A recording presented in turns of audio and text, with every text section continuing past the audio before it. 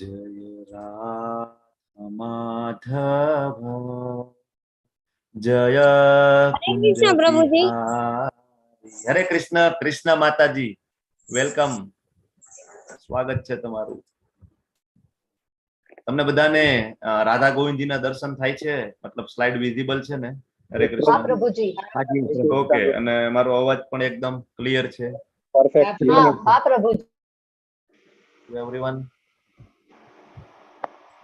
હરે Krishna everyone, સ્વાગત છે તમારું બધાનું ઇસ્કોન મેંગલુરુ શ્રી શ્રી રાધા ગોવિંદ ટેમ્પલ નંતુર તરફથી તમારું બધાનું હાર્દિક સ્વાગત છે। અને મને ખૂબ ખૂબ ખૂબ આનંદ થાય છે હરે કૃષ્ણ કે તમે મારી સાથે લેવલ 2 માં ત્રીજા અધ્યાયનો અભ્યાસ કરવા માટે જોડાઈ ચૂક્યા છો। અને આપણે સાથે મળીને આજે લેવલ 2 નો ત્રીજો અધ્યાય કર્મયોગ નું અધ્યયન કરીશું। એની પહેલા આપણે શ્રી શ્રી રાધા ગોવિંદજીના ચરણોમાં આપણે વંદન કરીએ કે સરસ મજાનો જે અધ્યાય છે એ આપણને સમજાય જાય। ભગવાનના શાશ્વત ભક્ત શિલા પ્રભુપાદજીના ચરણોમાં વંદન કરીએ। પરમ પૂજ્ય જય પતાકા સ્વામીજી મહારાજ અને પરમ કૃપાળુ નામાનિષ્ઠદાસ પ્રભુજીના ચરણોમાં આપણે વંદન કરીએ કે જેમની કૃપાથી આપણી ઘરે નિસ્વાર્થ ભાવે અને બિલકુલ ફ્રી ઓફ કોસ્ટ કોઈ પણ પ્રકારના ચાર્જ વગર આજે જ્ઞાનની ગંગા છે પહોંચી રહી છે। લેવલ 1 2 3 4 5 સુધીના કોર્સિસ ચાલુ છે ઘણા બધા। તો એ બધા ભક્તોને યાદ કરી અને બધા ભક્તોની જે ઈચ્છા છે ભગવાનના જ્ઞાનને પ્રચાર કરવાની, એ ઈચ્છાને પૂરી કરવા માટે આપણે બધા અહોભાગી બનીએ એમના જ્ઞાન યજ્ઞની અંદર। અને મંગળાચરણથી શરૂઆત કરીએ। ઓમ અજ્ઞાનમ તિમિરાંધસ્ય જ્ઞાનાજન શલાકયા ચક્ષુરુન્મિલિતમ યેન તસ્मै શ્રી ગુરુવે નમઃ। શ્રી ચૈતન્ય મનોભીષ્ટમ સ્થાપિતમ યેન ભૂતલે સ્વયં રૂપ કદા મह्यं દદાતિ સ્વપદાન્તિકમ। વંદેહમ શ્રી ગુરુમ શ્રીયુતાપદકમલમ શ્રી ગુરુન વૈષ્ણવાંશ્ચ શ્રી રૂપમ સાગ્રજાતમ સગણ રઘુનાથાન્વિતમ તમ સજીવમ સાદ્વૈતમ સાવધૂતમ પરિજન સહિતમ કૃષ્ણ ચૈતન્ય દેવમ શ્રી રાધા કૃષ્ણ પાદાન સહગણ લલિતા શ્રી વિશાખાન્વિતાંશ્ચ। हे कृष्णा करुणा सिंधु दीनबंधु जगतपते गोपेश गोपिका कांत राधा कांत नमस्ते। तप्त कांचन गौरांगी श्री राधे वृंदावनेश्वरी वृषभानु सुते देवी प्रणमामि हरिप्रिये। वांछा कल्पतरुभ्यश्च कृपा सिन्धुभ्य एव च पतितानां पावनेभ्यो वैष्णवेभ्यो नमो नमः। अनंत कोटि वैष्णव वृंद की जय। शिला प्रभुपाद की जय। ग्रंथराज श्रीमद् भगवद गीता श्रीमद् भागवतम चैतन्य चरितामृत की जय। सद्गुरुदेव की जय। नमो ओम विष्णुपादाय कृष्ण पृष्ठाय भूतले श्रीमते भक्ति वेदांत स्वामिनिति नामिने। नमस्ते सरस्वते देवे गौरवाणी प्रचारिणे निर्विशेषा शून्यवादी पाश्चात्य देश तारिणे। जय श्री कृष्ण चैतन्य प्रभु नित्यानंद श्री अद्वैत गदाधर श्रीवासादि गौर भक्त वृंद। हरे कृष्णा कृष्ण कृष्णा हरे हरे हरे राम राम राम हरे हरे। हरे कृष्णा હરે કૃષ્ણ હરે કૃષ્ણ। ખૂબ સરસ આજનો અધ્યાય કર્મયોગની આપણે શરૂઆત કરવા જઈ રહ્યા છીએ। તમારો બધાનો ખૂબ ખૂબ આભાર છે। નમ્રતા માતાજી તમે એક આપણા WhatsApp ગ્રુપની અંદર નોટિફિકેશન મૂકી દેજો, ક્લાસ ચાલુ થઈ ગયો છે એવો। હા પ્રભુજી। Thank you. શરૂઆત કરવા જઈ રહ્યા છીએ શિલા પ્રભુપાદજીના આશીર્વાદથી। એમને જે આપણને સરસ મજાની ભગવદ ગીતા યથારૂપ આપી છે એને ફોલો કરીને આપણે આગળ વધીએ। તો પહેલો અધ્યાય આપણે જોયો તો નાનું એવું રિકેપ છે। પહેલો અધ્યાય જોયો તો કે અર્જુનજી છે સૈન્ય નિરીક્ષણ કરે છે અને યુદ્ધ ના કરવાના 4 કારણો છે પહેલા અધ્યાયમાં રજૂ કરે છે। તમને બધાને હવે તો ખબર જ હશે, કરુણા, કોઈ આનંદ નથી, અને પાપી પ્રવૃત્તિઓનો ભય છે એટલે કે પાપનો ભય છે, અને કુળ પરંપરાનો નાશ। અને બીજા અધ્યાયના 6થા શ્લોકની અંદર અનિર્ણયતા। બરાબર।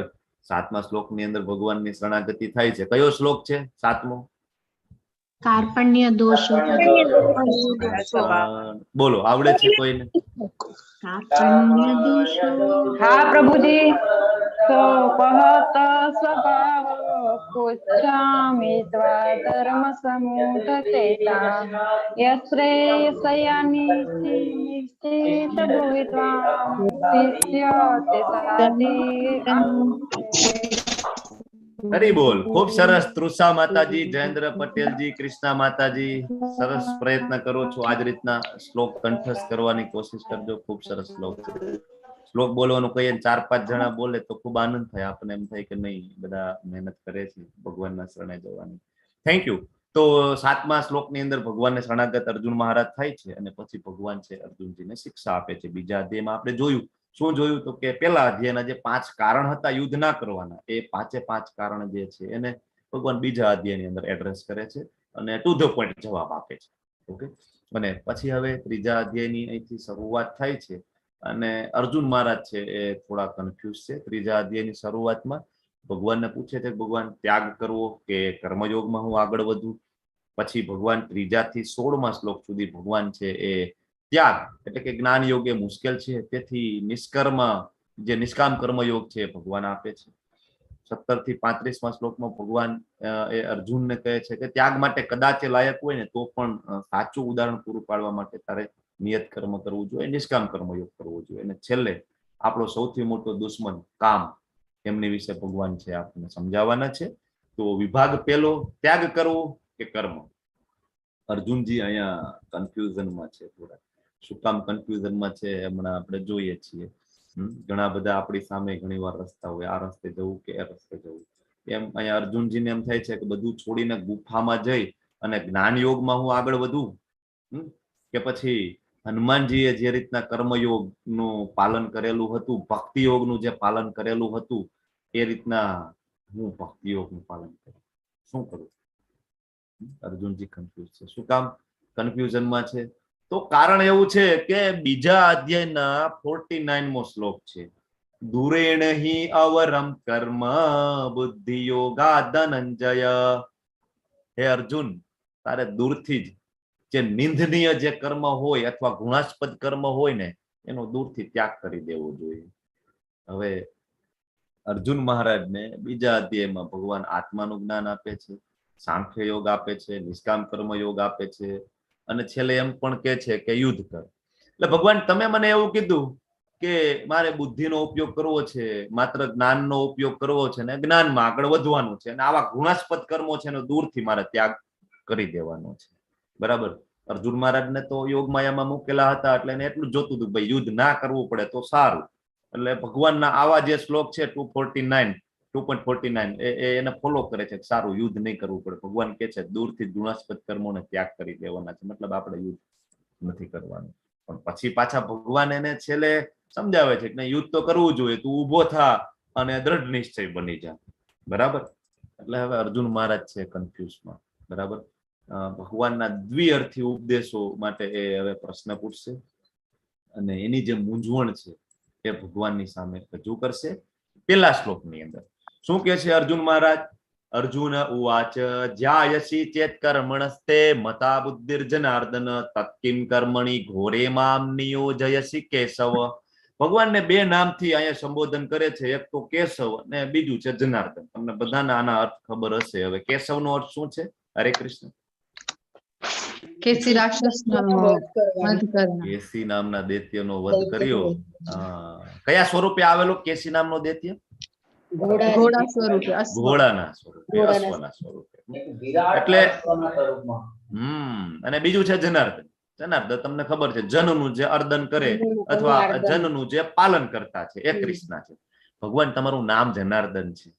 બરાબર. અને તમે મને એમ કહો છો કે યુદ્ધ કરને આ બધાનો સહાર કરી દે. ભગવાન તમારું નામ કેશવ છે, તો તમે જે રીતના કેસી દૈત્યનો વધ કરેલો ને એવી રીતના મારી અંદર પણ જે શંકા નામનો જે દૈત્ય છે એનો તમે વધ કરો ને. અહીંયા અર્જુન મહારાજને કન્ફ્યુઝન આવે છે. શું પૂછે છે? હે જનાર્દન, હે કેશવ, જો તમે બુદ્ધિને સકામ કર્મ કરતા શ્રેષ્ઠ માનતા હો તો તમે મને આ ઘોર યુદ્ધ કરવા માટે શું કામ પ્રેરો છો? તમે મને એમ કહો છો કે બુદ્ધિ યોગમાં આગળ તું વધ અને પછી તમે મને એમ પણ કહો છો તું યુદ્ધ કર. કન્ફ્યુઝ છું. અર્જુન મહારાજ શું કામ કન્ફ્યુઝન છે? એના ડાઉટ શું કામ આવે છે? શું કામ પ્રશ્ન પૂછે છે? એનો મતલબ એ છે કે અર્જુન મહારાજ છે ખૂબ ધ્યાનપૂર્વક સાંભળી રહ્યા છે ભગવાનને. જયારે ખૂબ ધ્યાનપૂર્વક સાંભળીએ ને ત્યારે આપણને પ્રશ્ન આવે, ત્યારે આપણને ડાઉટ આવે. પ્રભુપાદજી એક લેક્ચરમાં કહે છે કે પ્રશ્ન પૂછવાને એ બુદ્ધિમત્તાનું લક્ષણ છે. તમારું માઇક છે ને બેકગ્રાઉન્ડમાં કોઈકનું ચાલુ થઈ જાય છે, નીતુ માતાજીનું, તો પ્લીઝ તમે ધ્યાન રાખજો. ઓકે, કારણ કે વચ્ચે કઈક અવાજ આવે ને, હરે કૃષ્ણ, તો આપણે ડાયવર્ટ થઈ જાય, ટોપિક થી ડાયવર્ટ થઈ જાય, કઈક બોલતા હોય ને એ ટોપિક જ નીકળી જાય. પ્લીઝ નમ્રતા માતાજી તમે પણ જોજો એ જે પોસ્ટ તરીકે, અને બીજા કોઈ પોસ્ટ જોઈન થયા હોય તો હેન્ડ રેસ કરજો તો હું પોસ્ટ બનાવી દઉં. કોમલ કિરણ ગોર માતાજી તમને આ સેવા ફાવશે ને મ્યુટ અનમ્યુટ કરવાની? Okay, thank you. યસ, જયેન્દ્રજી છે, લીનાજી છે. Okay, thank you. તમને પણ પોસ્ટ બનાવી દઉં છું. કોઈકનું માઇક ચાલુ થાય એટલે તરત તમારે એમને મ્યુટ કરી દેવાનું. ઓકે, ચલો આગળ વધીએ. તો આપણે વાત કરતા હતા કે પ્રભુપાદજી પણ એમના લેક્ચરમાં જણાવે છે કે પ્રશ્ન થાય એ બુદ્ધિમત્તાનું લક્ષણ છે. ભગવાન તમે હમણાં કહ્યું કે બુદ્ધિ યોગનો ઉપયોગ કરવાનો છે, અને હવે તમે એમ કહો છો કે યુદ્ધ કર. બુદ્ધિ યોગ એટલે અર્જુન મહારાજ એવું સમજે છે જ્ઞાન યોગમાં આગળ વધવાનું અને નોલેજ અર્જિત કરવાનું છે. ભગવાન હું નોલેજ અર્જિત કરું, જ્ઞાન યોગમાં આગળ વધું, કે હું કર્મયોગ, એક્શન કે નોલેજ? અર્જુન મહારાજ આમાં કન્ફ્યુઝનમાં છે કે એક્શનમાં આગળ વધવું કે નોલેજમાં આગળ વધવું, જ્ઞાન યોગમાં આગળ વધવું કે કર્મયોગ, કર્મયોગ એટલે કે ભક્તિ યોગ, ભક્તિ યોગમાં આગળ વધવું, કઈ રીતના આગળ વધવાનું છે. હકીકતે અર્જુન મહારાજ સમજી નથી શકતા કે જ્ઞાન અને કર્મયોગ એને બંનેને કમ્બાઈન કરીને કઈ રીતના ચાલી શકાય છે. એ અર્જુન મહારાજ અહીંયા અત્યાર સુધી કન્ફ્યુઝનમાં છે હજી. બરાબર, કારણ કે ભગવાને આત્મા અને શરીરનું વિસ્તારપૂર્વક વર્ણન કર્યું, એમને સમજાવ્યું, પછી બુદ્ધિયોગનું ભગવાન વર્ણન કરે છે. બરાબર, તો ઘણી વખત અહીંયા પ્રભુપાદજી ભાવાર્થમાં સમજાવે છે, ઘણી વખત માણસો છે ને કૃષ્ણ ભાવનામૃતને જડતાપૂર્વક લઈ લે. જડતા કે ભાઈ કૃષ્ણ ભાવનામૃતમાં આગળ વધવાનું છે, કૃષ્ણ પરાયણ થવાનું છે, કૃષ્ણ ભક્તિ પરાયણ, તો શું કે એકાંતમાં જતું રહેવાનું, બધી વસ્તુઓ છોડી દેવાની, એકાંત સ્થળે જવાનું અને બધા નિયત કર્મો છોડી દેવાના, બધું છોડી દેવાનું. પણ પ્રભુપાદજી સમજાવે છે કે નહીં, બધું છોડવાનું નથી. ભગવાન પણ અહીંયા અર્જુન મહારાજને સમજાવશે. અને અર્જુન મહારાજ છે ભગવાનના મહાન ભક્ત હોવાના કારણે ડાઉટ છે તરત ભગવાનની સામે રજૂ કરે છે, ભગવાનને ગુરુ તરીકે સ્વીકારે છે અને ભગવાનને જે ડાઉટ છે પૂછે છે. આગળ બીજા શ્લોકમાં કહે છે કે વ્યામિશ્રેણેવ વાક્યેન બુદ્ધિમોયસીવ મેતદ એકમ વદ નિશ્ચિતમ યેન શ્રેયમ હમાપ્નુયમ. કે આપના જે વ્યામિશ્રેણ દ્વિઅર્થી જે ઉપદેશો છે એનાથી મારી મતિ મૂંઝાઈ ગઈ છે, તેથી કૃપા કરો અને મને નિશ્ચયપૂર્વક જણાવો કે મારા માટે શ્રેયસ્કર શું છે. અર્જુનજી જ્યારે જ્યારે માગે છે ત્યારે શું માગે છે? શ્રેય. પ્રેય નથી માંગતા. શ્રેય અને પ્રેય આપણે લેવલ 1 માં ભણી ગયા છીએ, એનો અર્થ પણ તમે બધા હવે જાણો છો. શ્રેય અને પ્રેય એટલે શું છે? બરાબર. તો અહીંયા અર્જુન મહારાજ છે એ કન્ફ્યુઝનમાં છે. એ વિચારે છે કે ભાઈ હું ક્ષત્રિય છું તો તમે હમણાં કહ્યું કે ભાઈ મારે યુદ્ધ કરવું પડશે, પછી તમે એમ કહો છો કે બુદ્ધિયોગમાં આગળ વધવાનું એટલે કે ભાઈ મારે બુક લઈને બેસી જવાનું છે અને ભગવદ ગીતા વાંચવાની છે. ભગવાને છે ને બીજા અધ્યાયની અંદર સાંખ્ય યોગ, બુદ્ધિ યોગ, ઇન્દ્રિય નિગ્રહ, નિષ્કામ કર્મયોગ, સ્થિત પ્રજ્ઞાના લક્ષણો, આ બધા રસ્તાઓ આપી દીધા.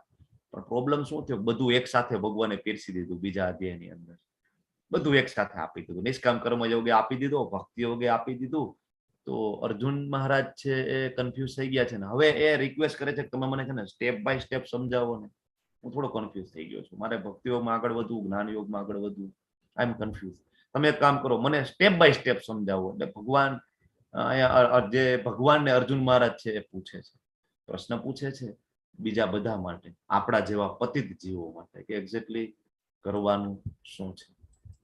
તો હવે ભગવાન છે એ જવાબ આપે છે. શ્રી ભગવાન ઉવાચ. શું કે છે? પૂર્ણ પુરુષોત્તમ પરમેશ્વર ભગવાન શ્રી કૃષ્ણ કહે છે કે હે નિષ્પાપ અર્જુન, મેં પૂર્વે સ્પષ્ટતા કરેલી જ છે કે આત્મ સાક્ષાત્કાર પામવાનો પ્રયત્ન કરનારા મનુષ્યોના બે વર્ગ છે. કેટલાક જ્ઞાન યોગ દ્વારા આગળ વધે છે અને કેટલાક છે ભક્તિ યોગ દ્વારા સમજે છે. અહીંયા અર્જુન મહારાજને એક સર્ટિફિકેટ આપે છે. શું આપે છે? તો કે નિષ્પાપ. અર્જુન મહારાજને ભગવાન પોતે કહી દે છે તું નિષ્પાપ છો. અર્જુનમાં કોઈ પાપી પ્રતિક્રિયાઓ છે નહીં, કોઈ એને પાપ કરેલા નથી. ભગવાન પોતે કહી દે છે તું નિષ્પાપ છો. તો ભગવદ ગીતા કોના માટે છે? આપણા માટે છે. અર્જુન મહારાજ કોના માટે પ્રશ્ન પૂછે છે? આપણા માટે પ્રશ્ન પૂછે છે. તો ભગવાન છે એ અહીંયા સમજાવે છે કે મને બે પ્રકારે તમે એપ્રોચ કરી શકો છો. એક તો તમે નોલેજમાં જ્ઞાન યોગમાં આગળ વધો અને મારો એપ્રોચ કરી શકશો, અને બીજું એક્શન, એટલે કે એ જ નોલેજનો ઉપયોગ કરીને તમે જ્યારે કર્મ કરો છો તો એને ભક્તિ યોગ કહેવાય છે. બરાબર? તો ભક્તિમાં કાર્ય કરીએ અને તમે આ રીતના આગળ વધી શકો. નોલેજમાં તમે આગળ વધો તો તમને જીવનમાં ક્લેરિટી આવી જાય કે કરવાનું શું છે. હવે એનો મતલબ એવો નથી કે જે ભક્તિમાં આગળ વધે છે એની પાસે ક્લેરિટી નથી. ભક્તિમાં જે આગળ વધે છે એને તો ભગવાન એમ કે છે કે દદામી બુદ્ધિ યોગમ, 10મા યોગમાં, બરાબર, 10મા અધ્યાયની અંદર ચતુશ્લોકી ગીતામાં ભગવાન કે છે કે હું મારા જે ડિવોટીસ છે એને બુદ્ધિ યોગ હું આપું છું. તો ભક્તિ યોગમાં આગળ વધે છે એની પાસે ઓલરેડી જ્ઞાન યોગ તો છે જ, પણ જે સ્પેશિયલ જ્ઞાન યોગની પ્રેક્ટિસ કરે છે પણ જે ભક્તિ યોગની પ્રેક્ટિસ કરતા નથી તો એ શુષ્ક છે. બરાબર? એટલે ભગવાન અહીંયા સમજાવે છે કે નોલેજ અને એક્શન, જ્ઞાન યોગ અને કર્મયોગ, એ બંનેનું કોમ્બિનેશન જ્યારે તમે કરશો તો એને કહેવાય ભક્તિ યોગ. ખાલી કર્મયોગ છે એ તો બંધનને પાત્ર છે. ખાલી જ્ઞાન યોગ છે, તમારી પાસે થિયરિટિકલ નોલેજ ખૂબ છે, ભગવાને કીધું છે ભોગ લગાડવો જોઈએ, ભગવાને કીધું છે સાત્વિક ભોજન ખાવું જોઈએ, બહુ બધું નોલેજ છે તમારી પાસે, પણ તમે તમારા જીવનમાં પ્રેક્ટિકલી એપ્લાય કરતા નથી તો એ નોલેજનો કોઈ અર્થ નથી. બરાબર ને? 8-10 વર્ષ સુધી ડોક્ટરનું ભણીએ, કેમ ઓપરેશન કરવાના બધા સ્ટેપની ખબર છે, પણ ઓપરેશન જ ના કરીએ કોઈ સર્જન બનીને પછી તો એ નોલેજનો કઈ અર્થ રહેતો નથી, એ જ્ઞાનનો કોઈ અર્થ રહેતો નથી. તો જ્ઞાનથી ખબર પડે કે આપણે શરીર નથી, આપણે આત્મા છીએ, અને ભગવાન છે એ એક કહેવાય કૃષ્ણ છે, પરમ પુરુષોત્તમ, ભગવાન પૂર્ણ પુરુષોત્તમ છે, અને જીવ છે એનો નિત્ય દાસ છે. આ ખબર પડે ને પછી સેવા ના કરીએ તો એ જ્ઞાનનો કોઈ અર્થ છે નહીં. તો જ્ઞાન યોગ અને કર્મયોગનું બંનેનું જ્યારે કોમ્બિનેશન થાય ત્યારે ભક્તિ યોગ બને. એક્શન અને નોલેજ આ બંનેનું જ્યારે કોમ્બિનેશન છે ભક્તિ યોગ છે. એટલે ભગવાન છે અહીંયા કર્મયોગ સમજાવશે, કર્મ નહીં કર્મયોગની વાત થાય છે. કર્મયોગ સમજાવશે કે કઈ રીતના તમે કર્મના સેન્ટરમાં કૃષ્ણને રાખશો તો એ કર્મ છે કર્મયોગ બનશે. કારણ કે આગળના અધ્યાયમાં સાંખ્ય યોગ જોયું, કર્મયોગ પણ જોયું. સાંખ્ય યોગ એટલે આપણે જોયું કે ઘણા લોકો છે એ કહેવાય ને પ્રયોગાત્મક જ્ઞાન, પ્રભુપાદજી સમજાવે છે ભાવાર્થમાં કે તત્વદર્શન દ્વારા વસ્તુને સમજવાની કોશિશ કરે, 4 વેદો વાંચે ને ઘણું બધું જાણે. અને બીજો વર્ગ એવો છે કે જે કૃષ્ણ ભાવનામૃતમાં કર્મ કરે છે. બંને એકબીજા ઉપર આમ જોઈએ તો આધારિત છે. કૃષ્ણ ભાવનામૃતમાં આગળ વધવું હોય તો પણ જ્ઞાનની જરૂર પડે, પણ કૃષ્ણ ભાવનામૃતમાં આગળ વધો તો જ્ઞાન છે એ તમારે ઓટોમેટિક ડેવલપ થાય. પણ ખાલી જ્ઞાન યોગમાં આગળ વધીએ, ઘણો સમય તમે એમાં કાઢો, પણ તોય તમને એ ખબર ના પડે કે પૂર્ણ પુરુષોત્તમ છે કૃષ્ણ છે, તો એ તમારું જ્ઞાન છે અધૂરું છે. બરાબર? એટલે પ્રભુપાદજી આપણને ડાયરેક્ટ કૃષ્ણના શરણે જવાનું, ભક્તિમય સેવા કરવા માટેનું પ્રોત્સાહન આપે છે, જે કહેવાય હાઈએસ્ટ છે એ આપણને આપે છે. એટલે અહીંયા આપણે એક્શન અને નોલેજ એ બંનેને પેરેલલ કઈ રીતના ચાલીએ. 2 પ્રકારના વર્ગ આપણે જોયા કે અમુક છે સાંખ્ય યોગમાં આગળ વધે, જ્ઞાન યોગમાં આગળ વધે, અને અમુક છે બુદ્ધિ યોગમાં એટલે કે ભક્તિ યોગમાં, અથવા તો જ્ઞાન યોગ દ્વારા કર્મયોગને કઈ રીતના એપ્લાય કરી શકાય એમાં આગળ વધે. તો આ 2 એના તફાવત છે. તો શું તફાવત છે? તો કે સાંખ્ય યોગમાં આગળ વધીએ જ્ઞાન યોગ એ પરોક્ષ માર્ગ છે, ઇનડાયરેક્ટ રસ્તો છે, કે પેલા તમે જ્ઞાન મેળવો, જ્ઞાન મેળવતા મેળવતા તમને ખબર પડે કે બ્રહ્મ છે એ ભગવાનનું તેજ છે, પછી ખબર પડે કે પરમાત્મા છે એ તો ભગવાનનો વિસ્તાર છે, છેલ્લે ખબર પડે કે ઓરિજિનલ સોર્સ તો કૃષ્ણ છે. ઇનડાયરેક્ટ રસ્તો છે. જ્યારે કૃષ્ણ ભાવનામૃત એ ડાયરેક્ટ રસ્તો છે, તમને ડાયરેક્ટ ખબર પડી જાય પૂર્ણ પુરુષોત્તમ કૃષ્ણ છે ને એની સેવા કરવાની છે. બરાબર? આ બસ આ જ છે મૂળ મુદ્દો, આખી ભગવદ ગીતાનો આ જ છે. બરાબર? આપણને ખબર પડી ગઈ. બીજું તો કે સાંખ્ય યોગ જે છે, જ્ઞાન યોગ છે, એ વ્યક્તિગત પ્રયત્નો ઉપર આધારિત છે. તમે કેવા પ્રયત્ન કરો છો એના ઉપર આધારિત છે. પણ અહીંયા ભક્તિ યોગમાં એવું નથી. અહીંયા તો માત્ર ને માત્ર કૃષ્ણની કૃપા ઉપર આધારિત છે, એમની દયા ઉપર આધારિત છે. આપણે બધા કૃષ્ણને આશ્રિત છીએ. આપણે શું કહીએ ભગવાનને, બે હું તો પતિ જ છું, મારામાં કોઈ એબિલિટી નથી કે હું તમારા દર્શન કરી શકું, કે હું તમને જાણી શકું. મારામાં કોઈ એબિલિટી નથી, મારામાં કોઈ યોગ્યતા પણ નથી, પણ તમે ખૂબ દયાળુ છો, મારા ઉપર કૃપા કરો અને તમારા સેવક તરીકે મને સ્વીકાર. આપણે આવું કહીએ. ત્યારે જ્ઞાન યોગમાં એ પોતાના પ્રયત્નોથી ભગવાનને મેળવવાનો પ્રયત્ન કરે. નહીં, હું જાણીશ, હું વેદો વાંચીશ, હું પુરાણો વાંચીશ અને હું એક વખત ભગવાનને મળીશ. તો પોતાના પ્રયત્નો ઉપર આધારિત છે, અહીંયા ભગવાનની દયા ઉપર આધારિત છે. સફળતાની ખાતરી નથી. જ્ઞાન યોગમાં ઘણા બધા આગળ વધે, ગુફામાં જાય, તપ કરે, પણ એ શુષ્ક ચિંતન હોવાના કારણે ઘણી વખત તમે જોવો છો, બરાબર, એમનું પતન થાય પાછા સંસારમાં આવે, બરાબર, પછી અહીંયા આવીને બહુ સામાજિક કાર્યો કરે, બાબાજી કી જય, બાબાજી કી જય, કહેવાય કે આમ કરીને ચપટી માંથી કંકુ કાઢે ને આમ કરીને રુદ્રાક્ષ કાઢે અને ભૌતિક જે થોડા ઘણા પ્રશ્નોનું સમાધાન કરી આપે, બરાબર, ભગવાનની પ્રાપ્તિ ના થાય. પણ અહીંયા સફળતાની ગેરંટી છે. કૃષ્ણ કોન્શિયસનેસ ની અંદર સફળતાની ગેરંટી છે. આખી જિંદગી તમે હરે કૃષ્ણ મહામંત્રનો જપ કરો, મૃત્યુ સમયે કૃષ્ણ 8મા અધ્યાયમાં કહે છે કે મારા ભક્તોએ ચિંતા કરવાની જરૂર નથી, તસ્યા અહમ સુલભ પાર્થ, એના માટે હું સુલભ છું પાર્થ. અર્જુન, મારા ભક્તોએ ચિંતા કરવાની જરૂર નથી મૃત્યુ સમયે મારું સ્મરણ કરશે કે નહીં. પણ યોગીઓ હોય ને, એને તો એના મૃત્યુનો સમય, એ જે અવધિ છે, સૂર્ય છે દક્ષિણાયનમાં છે, ઉત્તરાયણમાં છે, આ બધું વિચારીને એને દેહ છોડવો પડે. 8મા અધ્યાયમાં આપણે ડિટેલમાં જઈએ છીએ ત્યારે આપણે ખબર પડે છે. પણ ભક્તોએ આ બધા પ્રયત્ન કરવાની જરૂર નથી. કૃષ્ણ કે એના માટે હું એનું ચિંતન કરીશ, હું યાદ કરીશ મારા ભક્તોને. પછી જ્ઞાન યોગમાં આગળ વધવું હોય, અષ્ટાંગ યોગમાં આગળ વધવું હોય તો પ્રારંભિક શુદ્ધિકરણની જરૂર પડે. ઇન્દ્રિય નિગ્રહ કરવો પડે, ઇન્દ્રિયો બધા કંટ્રોલમાં લાવવી પડે, આ બધું કરવું પડે. કૃષ્ણ ભાવનામૃત તો પોતે જ શુદ્ધિકરણની પ્રક્રિયા છે. કૃષ્ણ ભાવનામૃતમાં આવો શુદ્ધિકરણ ઓટોમેટિક થાય, ચિંતા કરવાની જરૂર નહીં. મનુષ્યને હવે ભગવાન આગળ સમજાવે છે કે મનુષ્યને કર્મનો સમૂળગો પ્રારંભ ના કરે, જો કોઈ કામ જ ના કરે, બધું છોડીને જંગલમાં જતા રહીએ, તો કર્મફળમાંથી મુક્તિ પ્રાપ્ત નથી થતી.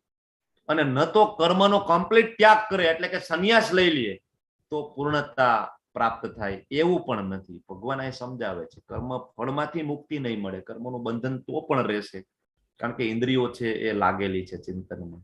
અને કર્મનો કમ્પ્લીટ ત્યાગ કરીને સંન્યાસ લઈ લેશો તો પૂર્ણતા પ્રાપ્ત નહીં થાય, કારણ કે ઇન્દ્રિયો સાથે આવશે, મન સાથે આવશે, તમે સતત ચિંતન કરવાના જ છો ત્યાં જઈને, બરાબર. એટલે ભગવાન કહે છે કે ખાલી નોલેજ થી સિદ્ધિ નહીં મળે અને ખાલી એક્શન થી પણ સિદ્ધિ નહીં મળે, બરાબર. ખાલી એક્શન કરશો કે નહીં, કર્મ હી પૂજા હે, હું ખાલી કર્મ કરીશ, નિયત કર્મ, તોય સિદ્ધિ નહીં મળે. અને એવું માનશો કે નહીં, હું સંન્યાસ લઈ લઉં, બધું છોડી દઉં, ખાલી ત્યાગ કરી લઉં, ભગવાન કે તોય સિદ્ધિ નહીં મળે. પ્રભુપાદજી છે એ ભાવાર્થની અંદર આપણને સમજાવે છે કે ચેતનાને શુદ્ધ કર્યા વગર, હૃદયને શુદ્ધ કર્યા વગર અનાયાસે કોઈ સંન્યાસને ગ્રહણ કરે ને તો એમાં સફળતા મળતી નથી.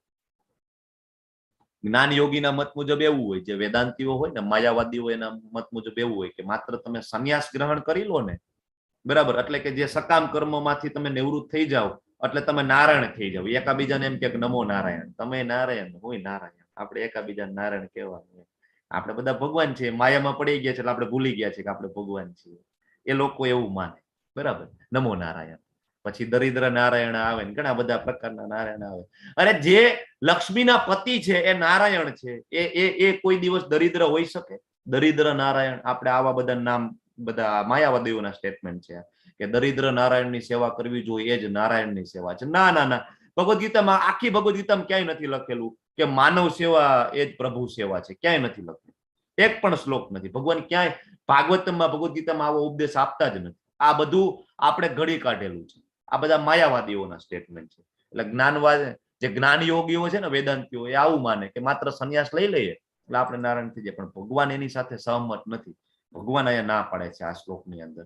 આગળ ભગવાન કહે છે કે પ્રત્યેક વ્યક્તિને તેને ભૌતિક પ્રકૃતિ દ્વારા મેળવેલા ગુણો અનુસાર વિવશ થઈને કર્મ કરવું જ પડે. કર્મ તો કરવું જ પડશે, ભગવાન એ સમજાવે છે, બરાબર. પણ જો નોલેજમાં આવીને કર્મ કરીશું, જ્ઞાન યોગથી કર્મ કરીશું ને, તો એને સેવા કહેવાય. કર્મયોગ અને ભક્તિ યોગમાં ફરક શું છે? તો કે કર્મયોગની અંદર જયારે જ્ઞાન યોગ ઉમેરી દો, બરાબર, તો એ ભક્તિ યોગ થઈ જાય છે અને એને સેવા થઈ જાય, સેવા કહેવાય છે. ને સેવા જે છે એ બંધનને પાત્ર નથી. આપણે આગળ જોઈશું, ભગવાનની પ્રસન્નતા માટે કઈ પણ કર્મ કરવામાં આવે તો એ બંધનને પાત્ર નથી. એ કર્મનું બંધન આપણને થતું નથી, બરાબર. તો વિવશ થઈને કર્મ કરવું જ પડશે. તેથી કોઈ મનુષ્ય એક ક્ષણ માટે પણ કર્મ કર્યા વિના રહી શકતો નથી. બધું છોડીને સિદ્ધિ પ્રાપ્ત થવાની નથી, પૂર્ણતા પ્રાપ્ત નહીં થાય. કોઈ પણ મનુષ્ય એક ક્ષણ માટે પણ કર્મ કર્યા વગર ના રહે. ભગવાન કહે છે ભૌતિક પ્રકૃતિના ગુણો અનુસાર. ધારો કે કોઈ નો જન્મ થયો છે અને એના ગુણો છે બ્રાહ્મણના ગુણો છે, તો એ મુજબ કામ કરશે. કોઈના ગુણો ક્ષત્રિયના છે તો એ મુજબ કામ કરશે. કોઈ વૈશ્ય છે, કોઈ શૂદ્ર છે તો એ મુજબ કામ કરશે. બરાબર, જે મુજબના ગુણો અર્જિત કરેલા છે એ મુજબ એ કામ કરવાના છે. હવે તમે કોઈ બિઝનેસમેન ને એમ કહો કે તમારે જોબ કરવાની છે, જોબ કરી શકશે? નહીં કરી શકે. કોઈ જોબ કરવા વાળો માણસ છે, ગવર્મેન્ટ સર્વન્ટ, એને એમ તમે કહો કે ભાઈ બિઝનેસ કર, તું કરી શકશે? નહીં કરી શકે. બ્રાહ્મણ ને તમે એમ કહો કે તમારે યુદ્ધ કરવાનું છે, બ્રાહ્મણ યુદ્ધ કરી શકે? નહીં કરી શકે. ક્ષત્રિયોને તમે એમ કહો કે તમારે વેદો ભણાવવાના છે, ભણાવી શકશે? ભગવદ ગીતા ભણાવવાની છે, ભણાવી શકશે? નહીં ભણાવી શકે. કારણ કે ભગવાન સમજાવે છે કે જે પ્રકારના ગુણો અનુસાર વિવશ થઈને કર્મ કરવું પડશે. અને કર્મ કરવું, પ્રભુપાદજી ભાવાર્થમાં સમજાવે છે કે એ આત્માનો સ્વભાવ છે. કર્મ કરવું એ આત્માનો જ સ્વભાવ છે. જો આત્મા વગર આ દેહ હલી પણ ના શકે. તમને બધાને ખબર છે કે આમાં આત્મા છે એટલે આપણે આ હાથ પગ હલાવીએ, હું બોલી શકું, તમે સાંભળી શકો, એ એક જાતનું કર્મ જ કરી રહ્યા છીએ આપણે. અને એ આત્માનો સ્વભાવ છે. બરાબર. તો કોઈ પણ વ્યક્તિ છે એ કર્મ કર્યા વગર રહી શકતો નથી. પણ એ કર્મ જો જ્ઞાન યોગમાં કરવામાં આવે, ભગવાનની સેવા અર્થે કરવામાં આવે, તો એ બંધન થતું નથી. બાકી કર્મ તો કરવું જ પડે. બે જ ઓપ્શન છે તમારી પાસે, કા તમે માયાની સેવા કરો અને કા તમે કૃષ્ણની સેવા કરો. ઓપ્શન તમારી પાસે બે જ છે, કૃષ્ણની સેવા કરો કા માયાની સેવા કરો. ઓકે, તો આપણે વિચારવાનું કે આપણે કોની સેવા કરવાની છે. શ્રીમદ ભાગવતમ સ્કંદ 1 અધ્યાય 5 અને 17મા શ્લોકમાં નારદજી છે એ વ્યાસદેવજીને ઉપદેશ આપે છે કે કોઈ મનુષ્ય છે એ કૃષ્ણ ભાવનામૃતનો સ્વીકાર કરી લે અને એ શાસ્ત્ર વિહિત કર્મ કરતો ના હોય, અથવા તો એ ભક્તિ કરે એ યોગ્ય રીતે પણ ભક્તિ ના થતી હોય, તો એનું જો પતન થાય ને તોય કોઈ નુકસાન નથી. શું કામ? કારણ કે કૃષ્ણ ભાવનામૃતનો સ્વીકાર કરેલો છે. યોગ્ય રીતના ભક્તિ નથી થતી, કઈ વાંધો નહીં. તો નારદજી એમ કે છે, જો નારદજી હાઈએસ્ટ ઓથોરિટી છે, નારદજી એમ કે છે કદાચ એનું મૃત્યુ થાય ને તો એમાં કઈ નુકસાન નથી. અને ઘણા એવા માણસો છે કે શાસ્ત્ર વિહિત શુદ્ધતા માટેના જે કઈ કર્મો છે એ કરશે, પણ કૃષ્ણ ભક્તિ નહીં કરે તો એનું કઈ ભલું નહીં થાય. આ નારદજી કે છે. અને આગળ બીજા અધ્યાયના 40મા શ્લોકમાં પણ આપણે જોયું કે નેહાભિક્રમ નાશોસ્તિ પ્રત્યવાયો ન વિદ્યતે સ્વલ્પમપ્યસ્ય ધર્મસ્ય ત્રાયતે મહતો ભયાત. થોડુંક પણ જો ભગવાનની પ્રસન્નતા માટે આપણે કામ કરીશું તો ભગવાન કહે છે કે મહાન ભયમાંથી તમારું હું રક્ષણ કરીશ. તો કઈ રીતના કર્મ કરવાનું ને એ આ ત્રીજા અધ્યાયમાંથી આપણને ખાસ શીખવા મળે. આપણને આગળ વધીએ તો ઓકે, આ જે મેં તમને સમજાવ્યું એ બધું ચાર્ટ ફોર્મની અંદર છે. ઓકે, આગળ 6થા શ્લોકની અંદર હવે જે લોકો ની ચેતના શુદ્ધ નથી થઈ, જે લોકોનું હૃદય શુદ્ધ નથી થયું અને જે લોકો સંન્યાસ લઈ લે છે એને શું કહેવાય? તો ભગવાન અહીં કહે છે કે જે મનુષ્ય કર્મેન્દ્રિયોને કાબુમાં રાખે પણ મનમાં ઇન્દ્રિયના વિષયોનું ચિંતન કરે, બરાબર, તો નિસંદેહ પોતાને છેતરે ને એને પાખંડી કહેવાય. એને શું કહેવાય? મિથ્યાચારી કહેવાય, એને ઢોંગી કહેવાય. ઘણા બધા એવું વિચારે કે ભાઈ આ કર્મ બર્મના ચક્કરમાં કઈ પડવું નથી અને ભક્તિમય સેવામાં આપણે કઈ પડવું નથી, તો શું કરવું? તો કે આપણે ડાયરેક્ટ સંન્યાસ લઈ લઈએ. ભાઈ સૌથી ઈઝી, સેવાય ના કરવી ને કર્મય ના કરવું, કોઈની અહીંયા સેવા ન કરવી, ભગવાનની સેવા નથી કરવી, શું કરવાનું? સંન્યાસ લઈ લઈએ. ભગવાન કહે છે કે આત્માનો સ્વભાવ જ કર્મ કરવાનો છે. તમે સંન્યાસ લઈ લેશો, તમને એમ થશે કે ભાઈ હવે હું ત્યાગ કરી નાખું, બધું છોડી દઉં અને હું ભાઈ બુક લઈને વાંચીશ, વેદો વાંચીશ, ભાઈ હવે હું બરાબર વેદોનું પઠન કરીશ, અથવા તો હવે કહેવાય ગુફામાં જઈશ અને ત્યાં હું તપ કરીશ. પણ ઇન્દ્રિયો ત્યાં સાથે આવવાની છે, ત્યાં ચિંતન તો સતત ચાલુ જ રહેવાનું છે. એટલે ભગવાન કહે છે કે એને પાખંડી કહેવાય. એટલે કોઈ ખાલી જ્ઞાનના કારણે સંન્યાસ લઈ લે ને તો ભગવાન અહીંયા ના પાડે છે કે ખાલી જ્ઞાનના કારણે સંન્યાસ લેવો એ અધૂરો સંન્યાસ છે. ઘણા બધા ઘર બહારથી કંટાળી જાય, શું કે છોડો ઘર બહાર, ચલો હરિદ્વાર. હરિદ્વાર ભાગી જાય, બરાબર. પછી ત્યાં જાય, અથવા જુનાગઢ, આપણે તો નજીક જુનાગઢ છે, જુનાગઢમાં જાય ત્યાં એકાદી સારી ગુફા ગોતી લઈને ગુફામાં બેસે, ચિંતન કરે, પણ મન ન લાગે, કારણ કે શુદ્ધતા થઈ નથી ને, ભગવાન પ્રત્યે પ્રેમ નથી થયો. એટલે ત્યાં ગયા પછી વિચાર આવે. શું વિચાર આવે?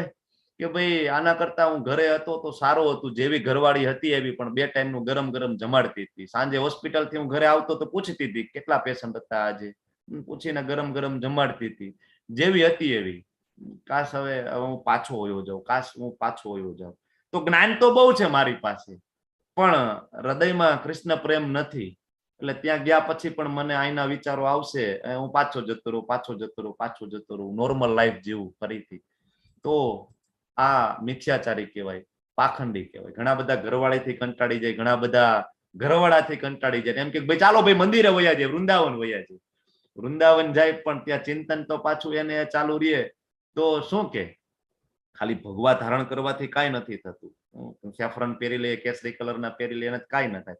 અંદર તો પ્રેમ હોવો જોઈએ ને કૃષ્ણ પ્રત્યે, તો સંન્યાસ લેવાની વાત છે. નહીતર તમે ગૃહસ્થાશ્રમમાં રહ્યો, શાંતિથી ભક્તિ કરો, 16 માળા કરો, 4 નિયમોનું પાલન કરો, તો પણ તમે પૂર્ણતાને પામી શકો છો. ભગવાન એ સમજાવી રહ્યા છે. સંન્યાસ બધા માટે નથી, કળિયુગમાં તો ખાસ એ લુપ્ત પ્રજાતિ છે. નામનિષ્ઠદાસ પ્રભુજી સમજાવતા હોય છે લેક્ચરમાં કે સંન્યાસી એ લુપ્ત પ્રજાતિ છે, ધીમે ધીમે એ લુપ્ત થતી પ્રજાતિ છે. બરાબર. ઘણા બધાને એમ થાય કે સંન્યાસ લઈ લે એટલે કઈ કામ નહીં કરવું. અરે ઉલટાનું વધારે કામ કરવું પડે. કૃષ્ણ ભાવનામૃતમાં જે 24 કલાક કામ કરવું પડે, 2 કલાક માંડ ઊંઘવા મળે, સવારે 3:30 વાગે ઉઠવું પડે, ખૂબ કામ કરવું પડે, ભગવાનની સેવા કરવી પડે, ભક્તિ કરવી પડે. અને પિતૃ ઋણમાંથી દેવ ઋણમાંથી મુક્ત થવું હોય ને, જો પિતૃ ઋણમાંથી મુક્ત થવા માટે તમારે સંતાન પ્રાપ્તિ કરવી પડે, પિંડદાન કરે ત્યારે પિતૃઓનું ઋણ ચૂકતે થાય. તમે સંન્યાસ લઈ લો તો પુત્ર થવાનો જ નથી તમારે. તો તમે એ પિતૃ ઋણમાંથી મુક્ત કેમ થાવ, દેવ ઋણમાંથી મુક્ત કેમ થાવ? સતત ભગવાનનું નામ લેવું પડે, સતત બધો જ સમય છે એ તમારે કૃષ્ણને આપવો પડે, તો જ તમે બધા ઋણમાંથી મુક્ત થાવ. ભાગવતમ આપણને આવું સમજાવે છે, વેદવ્યાસજી આપણને આ સમજાવે છે. બરાબર. એટલે ઘણા બધા સંતો છે એ આવી રીતના સંન્યાસ લીધો હોય અને મોકો મળે ને ત્યારે ખરાબ કામ કરી લે અને પાછો ભૂલનો અહેસાસ પણ ના થાય. બરાબર. તો એને પાખંડી કહેવાય છે. ચિંતન સતત ત્યાં થાય. આનું એક ઉદાહરણ પણ આપણે લેવલ 1 માં લેતા હોય છે કે રાજા છે એ સંસારને છોડીને જંગલમાં જતા રહીએ, પણ મન સાથે આવે અને ફરીથી એ કોના મોહમાં પડી જાય છે? હરણ. કયા રાજા છે? ભરત રાજા. ભરત ભરત મહારાજ. રાજા. યસ, પરેશ શાહ પ્રભુ કે છે ભરત રાજા. સુભા માતાજી કે છે. Thank you. ભરત રાજા આપણે ઉદાહરણ જોઈએ છીએ. એના કરતા સંન્યાસ નહીં લેવાનું, ભક્તિ કરવાની.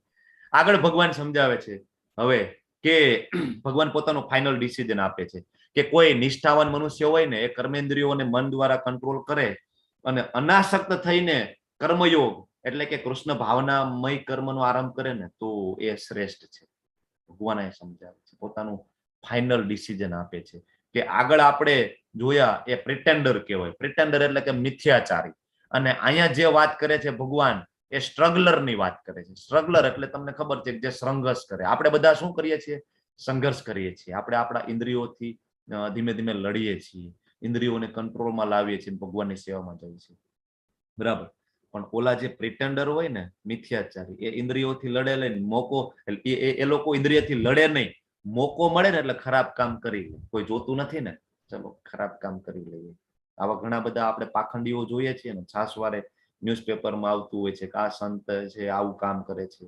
બધા સંતો આવા નથી હોતા. ઘણા બધા સંતો શુદ્ધ હોય છે, પવિત્ર હોય છે હૃદયથી, પછી સંન્યાસ લેતા હોય છે. પણ ઘણા બધા આવા પ્રિટેન્ડર પણ હોય છે. ભગવાન અહીંયા સમજાવે છે એટલે હું તમને સમજાવું છું. બરાબર. તો ઘણા બધા વિલાસી જીવન માટે, ઇન્દ્રિય સુખ માટે ઢોંગી અધ્યાત્મવાદી બને. પ્રભુપાદ સમજાવે છે કે ભાઈ ચાલો બધું છોડી અને ત્યાં કહેવાય કે આનંદ કરશું, એ સવારે મોડા ઉઠશું, પછી જાશું કિચનમાં, શું છે ભાઈ આજે પ્રસાદમાં શું છે, પ્રસાદ ગ્રહણ કરશું, પછી આરામ કરશું, સુઈ જશું. સાંજે ઉઠશું, થોડીક વાર આરતી બારતી કરશું, પછી પાછું પૂછશું શું છે ભાઈ અત્યારે માલપુઆ કલાકંદ શું બનાવ્યું શું છે, અને મસ્ત પ્રસાદ ખાઈને સુઈ જશું, સવારે મોડા ઉઠશું. ભગવાન કે એ રીતના સંન્યાસ લેવાતો નથી ભાઈ, એના કરતા તમે ગૃહસ્થાશ્રમમાં રહો. બરાબર. એટલે ઢોંગી અધ્યાત્મવાદીઓ હોય છે. નિયત કર્મથી બચવા માટે ઘણા બધા અત્યારે તમે જુઓ બાબા છે મર્સિડીઝમાં ફરે, ઓડીમાં ફરતા હોય છે. તમે એના પર્સનલ જીવનમાં જઈને જોવો તો એની સાધના નામે મીંડું હોય, સાધના કઈ ના હોય. બરાબર. તમે એમના લેક્ચર સાંભળો તો લેક્ચરમાં ક્યાંય ભગવાન કૃષ્ણનું નામ પણ ના આવે. તો ભગવાન અહીંયા સમજાવે છે, પ્રભુપાદજી ભાવાર્થમાં સમજાવે છે કે ગૃહસ્થ હોય ને એ કૃષ્ણ ભાવનામૃતમાં સેવા કરે ને તો એ ઉચ્ચ લક્ષ્યને પામી શકે. અને એ ઓલા ઢોંગી દુતારા કરતા ક્યાંય શ્રેષ્ઠ છે. એવા જે ઢોંગી સંન્યાસી કરતા શ્રેષ્ઠ છે. આ જે બાજુનું પિક્ચર છે એ કયું પિક્ચર છે? રુદ્ર પ્રતાપ રાજા જગન્નાથપુરી રથયાત્રા. આગળ વાર્તા હોય છે. યસ, નિયત કર્મ. બરાબર છે. એટલે ઢોંગી નહીં બનવાનું. બરાબર. ભગવાન અહીંયા આપણને કે છે મિથ્યાચારી નહીં બનવાનું. તો ભગવાન કે છે કે તું તારું નિયત કર્તવ્ય કર. અહીંયા ઘણા બધા શ્લોક વાંચે, નિયતમ કુરુ કર્મત્વમ કર્મજાયો હિ કર્મણમ. એટલે આટલું વાંચીને એમ કે ભગવાને ભગવદ્ ગીતાના 3જા અધ્યાયના 8મા શ્લોકમાં કીધું છે કર્મ તો કરવું જ જોઈએ, કર્મ તો કરવું જ જોઈએ, કર્મ ઈ પૂજા હે ભાઈ. ભગવદ્ ગીતાના 3જા અધ્યાયમાં આવીને પછી એ લેવલ માંથી જતા રહી. શું અહીંયા જાણી લે તો કે ભાઈ કર્મ કરવાનું ભગવાને કીધું છે. અને 5મા અધ્યાયમાં તમે આવો તો ખબર પડશે કે ખરેખર હજી કર્મ કેમ કરવાનું છે. ભગવાન કહે છે કે તારું નિયત કર્મ કર, કારણ કે કર્મ નહીં કરવા કરતા કર્મ કરવું એ વધુ સારું છે. કામ કર્યા વિના મનુષ્ય પોતાના દેહનો પણ નિર્વાહ કરી શકે નહીં. કર્મ કરવું જ પડશે. ઇવન તમે તપસ્વી થઈ જાઓ, સંન્યાસી થઈ જાઓ, તોય તમારે ભિક્ષાટન કરવા માટે જવું જ પડશે ને. શરીર માટે તો બરાબર એ પણ એક જાતનું કર્મ જ છે. એટલે ભગવાન છે નહોતા ઈચ્છતા કે અર્જુન મહારાજ છે ને એ ઢોંગી બને, પ્રિટેન્ડર બને, એવું ભગવાન નહોતા ઈચ્છતા. ઘણા બધા છે એ ઉચ્ચ કુળના છે એવો દેખાવ કરે અને બધું છોડી દેવાનો દેખાવ કરે. તો ભગવાન એવું નહોતા ઈચ્છતા કે અર્જુન મહારાજ એવું કરે. અર્જુન મહારાજને ભગવાન કહે છે તું ક્ષત્રિય છો, તારો ધર્મ છે, તું યુદ્ધ કર, મારી આજ્ઞાનું પાલન કર, તો એમાં કોઈ કર્મના બંધન નથી. એટલે ભગવાન ઈચ્છતા હતા કે અર્જુન છે ધર્મનું પાલન કરે. પોતે ગૃહસ્થ હતા, સેના નાયક હતા, ક્ષત્રિય હતા. તો આ એનો જે કઈ ધર્મ છે એનું વહન કરે અને એક સારો દાખલો બેસાડે. આ દાખલામાં નિયત કર્મ કરતા કરતા પણ ઉચ્ચ અવસ્થાને પામી શકે એવું એક ઉદાહરણ આપણે જોઈએ છીએ, જે આપણી આચાર્ય પરંપરામાં એક નામ છે. કોણ છે? ભક્તિ વિનોદ ઠાકોર પ્રભુજી. શ્રીપાદ ભક્તિ વિનોદ ઠાકોરજી. ભક્તિ વિનોદ ઠાકોર છે, તમને બધાને ખબર છે ને. મેજિસ્ટ્રેટ હતા અને પોતાનું નિયત કર્મ કરતા કરતા અને ઉચ્ચ સિદ્ધિને પામે છે.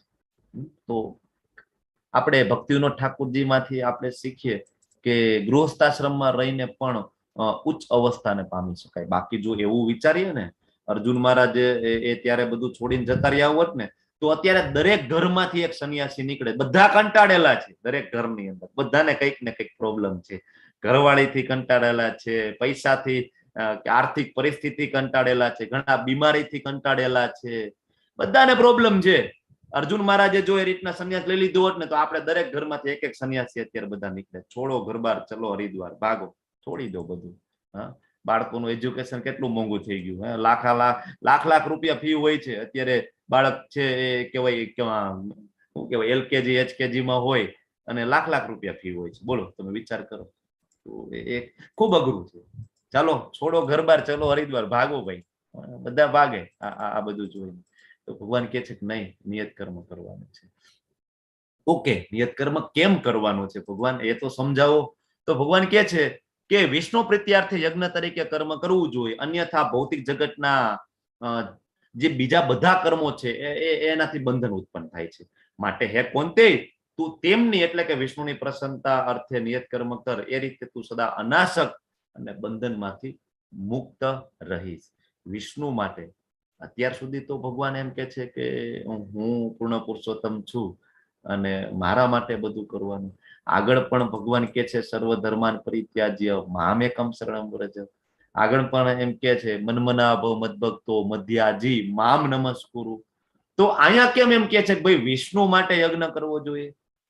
અહીંયા એવું કેમ નથી કહેતા મારા માટે મને ઓફરિંગ આપો, મારા માટે યજ્ઞ કરો? આવું કેમ નથી કહેતા? કોણ કહેશે? જવાબ આપો. હરે કૃષ્ણ પ્રભુ. હરે કૃષ્ણ. કારણ કે ભગવાન વિષ્ણુ યજ્ઞ કરતા છે, યજ્ઞના દાતા છે. એટલે યજ્ઞના દાતા છે. કૃષ્ણ ભોગતા નથી. વિષ્ણુ ભગવાનને આ મહાનતા આપેલી છે ને. હરે કૃષ્ણ પ્રભુ. જ્યારે પ્રજાપતિ જ્યારે સમગ્ર સૃષ્ટિની રચના કરી હતી, ત્યારે વેદોની રચના કરી હતી અને દેવોની પણ રચના કરી હતી. અને તે વખતે એમણે કીધું હતું કે તમે આ યજ્ઞ કરો વિષ્ણુ પ્રીત્યર્થે, તો તમને દેવો અને એ તમને અભ્યુદય થશે તમારો. ઓકે, બોલો બીજા કોઈને કઈ ઉમેરવું છે? અહીંયા ભાઈ વિષ્ણુ લખેલું છે, કૃષ્ણ કેમ નહીં ભાઈ? ડાયરેક્ટ કૃષ્ણ માંથી જ વિષ્ણુ આવે છે. આપણે જોયું છે ભાગવતમાં, આપણે બધા બરાબર અભ્યાસ કરીએ છીએ, આપને ખબર છે. કૃષ્ણ પ્રભુજી. હરે કૃષ્ણ માતાજી. વિષ્ણુ એવું છે કે વિષ્ણુ પાલન કરતા છે અને એ જ આપણને બધું જ આપે છે. તો એમને આપણે ફરી જે બી આપણને આપ્યું છે એમાંથી એમને આપણે કંઈક ઓફર કરીને એમની સર્વિસ કરીએ, કરવાનું કીધું છે. ઓકે, કૃષ્ણ પાલન કરતા નથી? કૃષ્ણ તો બધા જ યુનિવર્સના પાલન કરતા છે, પણ વિષ્ણુને એમને એસાઇન કર્યા છે ને વિષ્ણુ, બ્રહ્મા, મહેશ ત્રણને એમણે અસાઇન કર્યા છે હરેક એક્ટિવિટી માટે. તો એમાં વિષ્ણુ જે છે એમને પાલન કરવાનું આપ્યું છે. તો એમના માટે આપણે ભોગ કાઢીએ અને મતલબ કે આપણે જે ભાગ અને યજ્ઞ કરીએ. ઓકે, યસ માતાજી, થેન્ક યુ. ખૂબ સરસ તમારો જવાબ છે. પોર્ટફોલિયો આપેલો છે. યસ, પોર્ટફોલિયો આપેલો છે. એક્ઝેક્ટલી. ખૂબ સરસ તમારો બધાનો જવાબ ખૂબ પ્રશંસનીય છે અને ખૂબ આનંદ થાય છે અમને. Thank you. પણ હું તમને બહુ સિમ્પલ સોબર જવાબ આપું છું આનો, કે જ્યારે ભગવાન છે ને એ ભક્તિ સિવાયની વાત કરે છે ને ત્યારે એ વિષ્ણુની વાત કરે છે, જ્યારે ઐશ્વર્યની વાત કરે છે, જ્યારે કર્મયોગની વાત કરે છે ને ત્યારે એ વિષ્ણુની વાત કરે છે, જ્યારે ભક્તિની વાત કરે છે ને ત્યારે જ એમ કે છે કે મામેકમ શરણમ વ્રજ. કારણ કે સર્વોચ્ચ છે ભક્તિ છે. બાકી બધું જે છે એ ભક્તિના લેવલથી નીચે આવે છે.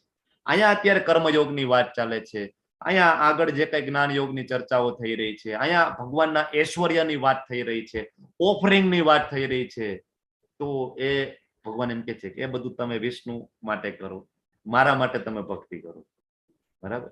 એટલે જ્યારે ભક્તિની વાત આવે ત્યારે કૃષ્ણ. ઓકે, યાદ રાખજો તમે.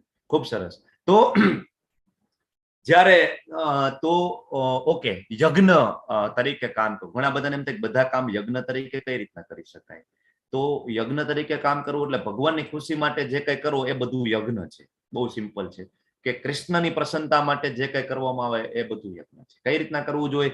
જેવી રીતના ભરતજી, પ્રભુ શ્રીરામ જ્યારે વનવાસમાં જતા રહે છે તો ભરતજી એ રાજગાદી ઉપર બેસતા નથી, એમને મનાવવા જાય છે પ્રભુ શ્રીરામને, ખૂબ વિનંતી કરે છે, પછી આવતા નથી તો શું કરે છે કે એમની જે ચરણ પાદુકાઓ છે એ મસ્તક ઉપર લાવે અને એમની રાજગાદી ઉપર રાખે છે કે ભાઈ હું તો દાસ છું, હું પ્રભુ શ્રીરામનો દાસ છું અને રાજા છે એ તો અહીંયા પ્રભુ શ્રીરામ જ છે. તો આપણા મનમાં પણ આ ભાવ હોવો જોઈએ કે ભાઈ બોસ તો કૃષ્ણ છે, અમારા ઘરના મુખ્ય છે એ કૃષ્ણ છે, બધું મેનેજમેન્ટ એ કરે છે, હું તો ભાઈ એમનો દાસ છું, મારી પાસે જે કઈ લક્ષ્મી આવે છે એ બધી કૃષ્ણની છે, મારા માટે જે કઈ જોઈએ એમાંથી હું લઉં છું, બાકી છે ભગવાનની, મેક્સિમમ હું એની સેવામાં લગાડીશ. આ ભાવ આપણો હોવો જોઈએ. બાળકોનું પાલન પોષણ કરીએ તો એ ભાવ હોવો જોઈએ કે બાળક મોટો થઈને ભગવાનનો ભક્ત બનશે, કૃષ્ણનો ભક્ત બનશે. બાળકને હાયર એજ્યુકેશન અપાવીએ તો એ ભાવ હોવો જોઈએ કે મોટો થઈને એ જ જ્ઞાન કૃષ્ણની સેવામાં લગાડશે અને ભગવાનના જ્ઞાનનો પ્રચાર કરશે. હું મારા શરીરનું પાલન કરું છું તો એ મને ભાવ હોવો જોઈએ કે આ શરીર મને કૃષ્ણએ આપેલું છે અને આ શરીરથી હું ભગવાનની ભક્તિ કરી શકીશ, એટલે હું આ શરીરનું પાલન કરું છું.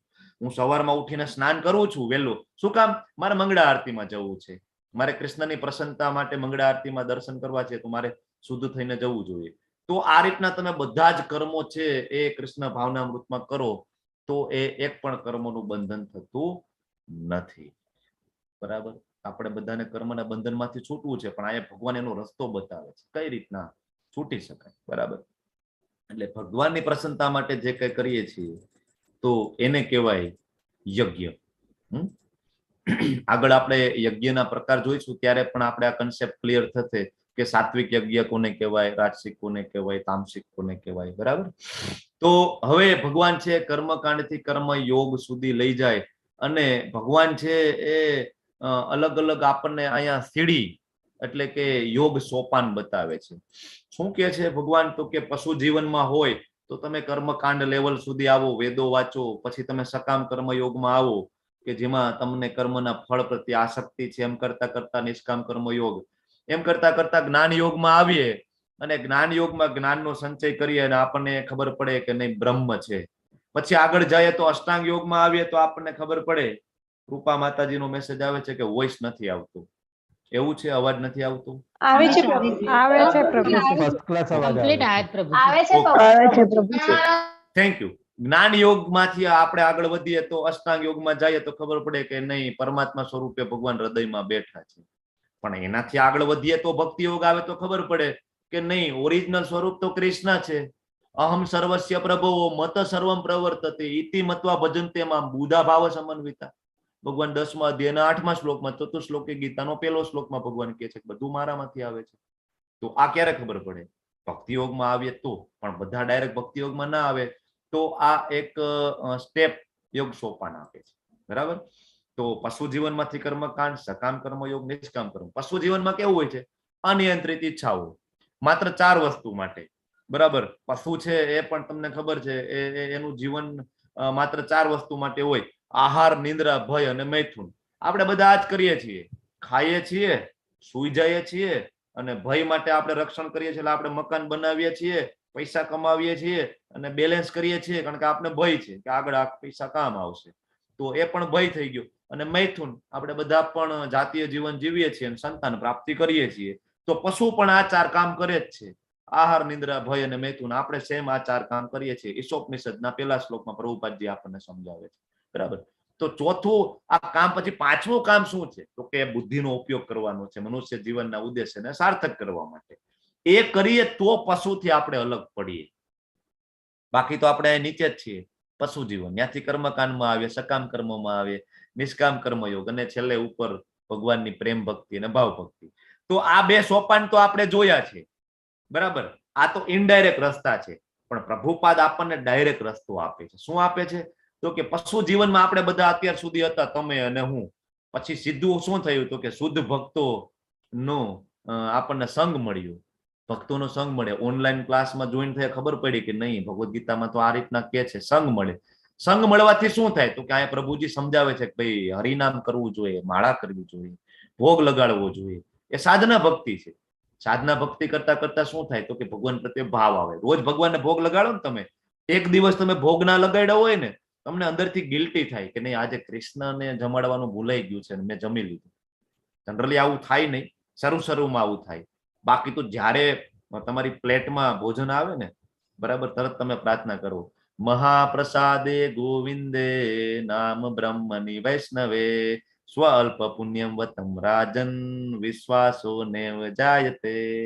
જ્યારે પણ પ્લેટની ગ્રુપમાં અંદર, મૂકજો પ્રભુજી પ્રાર્થના. હા, તો આવી પ્રાર્થના કરીએ, તરત ગોવિંદ યાદ આવે. બરાબર કે નહીં? આપણે તો પ્રસાદ જ ખાવાનો તો ભગવાન કહે છે. પણ શરૂઆતમાં ક્યારેક ભૂલાઈ જાય તો તરત આપણને યાદ આવે. આ સાધના ભક્તિ છે. આ સાધના ભક્તિ કરતા કરતા શું થાય? ભગવાન પ્રત્યે ભાવ આવે, પ્રેમ આવે. ભાવ આવવાથી અલ્ટિમેટ જે ગોલ છે પ્રેમ ભક્તિ, કૃષ્ણ સાથે પ્રેમ થઈ જાય આપણને. બસ એ તો કરવાનું છે આ જીવનમાં, કૃષ્ણને પ્રેમ કરવાનો છે, ધામમાં જવાનું છે. આગળ વધીએ. સર્જનના પ્રારંભમાં સમસ્ત પ્રાણીઓના સ્વામીએ વિષ્ણુ માટેના યજ્ઞ સહિત મનુષ્યો તથા દેવોના વંશનું સર્જન કર્યું અને તેમને આશીર્વચન કહ્યા. શું કહ્યું? તમે આ યજ્ઞથી સુખી રહો, કારણ કે કરવાથી તમને સુખપૂર્વક રહેવા અને મુક્તિ પામવા માટે સર્વ ઈચ્છિત વસ્તુઓ પ્રાપ્ત થઈ શકશે. દેવતાઓ પણ ખુશ થાય. બરાબર, એમને બધું મળશે, આપણે પણ ખુશ થઈએ. બરાબર. તો અહીંયા કહેવાનો મતલબ ભગવાનનો એ છે કે ધારો કે તમને ભક્તિ નથી, તમને કૃષ્ણ પ્રત્યે પ્રેમ નથી, તો ભૌતિક જગતમાં તો સુખેથી રહેવું છે ને. અહીંયા તો પૈસા જોઈએ, લક્ષ્મી જોઈએ, જ્ઞાન જોઈએ, સારું ઊંચું સ્ટેટસ જોઈએ. તો એના માટે પણ ઓફરિંગ કરવું પડશે. ભગવાન અહીંયા એ સમજાવે છે કે ભૌતિક જગતમાં સુખપૂર્વક રહેવું હોય ને, તો પણ તમારે કૃષ્ણને અર્પણ કરવું પડે. અથવા તો તમારી ચેતના દેવતા લેવલની સુધીની છે તો તમારે દેવી દેવતાઓને અર્પણ કરવું જોઈએ, ઓફર કરવું જોઈએ. દેવું ખૂબ જરૂરી છે, પણ કળિયુગમાં બધું કરી શકાય, આપી નથી શકાતું. હમણાં જન્માષ્ટમી આવે છે અને અમારે કૃષ્ણજી માટે ફંડ લેવા જવું પડશે. અમે જઈશું ખુશીથી. બરાબર, દરેક સ્ટોરમાં જઈશું કે લખાવો ભાઈ જન્માષ્ટમી છે. આ માણસો આપી નથી શકતા, દેવામાં ખૂબ વિચાર કરે. અરે બધું કૃષ્ણનું છે, તમારી પાસે છે. તમે એ કૃષ્ણની સંપત્તિનો ઉપયોગ કરો છો. જો કૃષ્ણ માટે નથી વાપરતા તો તમે ચોર છો. ભગવાન આગળ કહે છે, બહુ ક્લિયરલી કહે છે, બધું જ માલિકી કૃષ્ણ છે. 7મા અધ્યાયમાં કહે છે પરાશક્તિ અને અપરાશક્તિ બધું કૃષ્ણનું છે. આ શરીર પણ કૃષ્ણનું છે. બરાબર, પણ આપણે આપી શકતા નથી. બરાબર. બધા પાસે એક વસ્તુ ખૂબ મહત્વની છે, સમય. કાંઈ ના આપી શકીએ તો સમય આપી શકીએ ને. જપ કરી શકીએ, સમય આપી શકીએ, પણ આપણે કરતા નથી. દેવતાઓ છે એ ભગવાનના વહીવટી કરતા છે. આ શ્લોક ઉપરથી એ પણ તમે સમજી શકો કે દેવતાઓ છે ભગવાનના વહીવટી કરતા છે. આપણું ભરણ પોષણ કરવા માટે ભગવાને એમને નિમેલા છે. બાકી મુખ્ય ભોગતા છે ભગવાન છે. 5મા અધ્યાયનો 29મો શ્લોક તમે યાદ કરો. ભોક્તારમ યજ્ઞ તપસા સર્વલોક મહેશ્વરમ. તો કે ભોક્તા કોણ છે? તો કે કૃષ્ણ કે છે હું છું.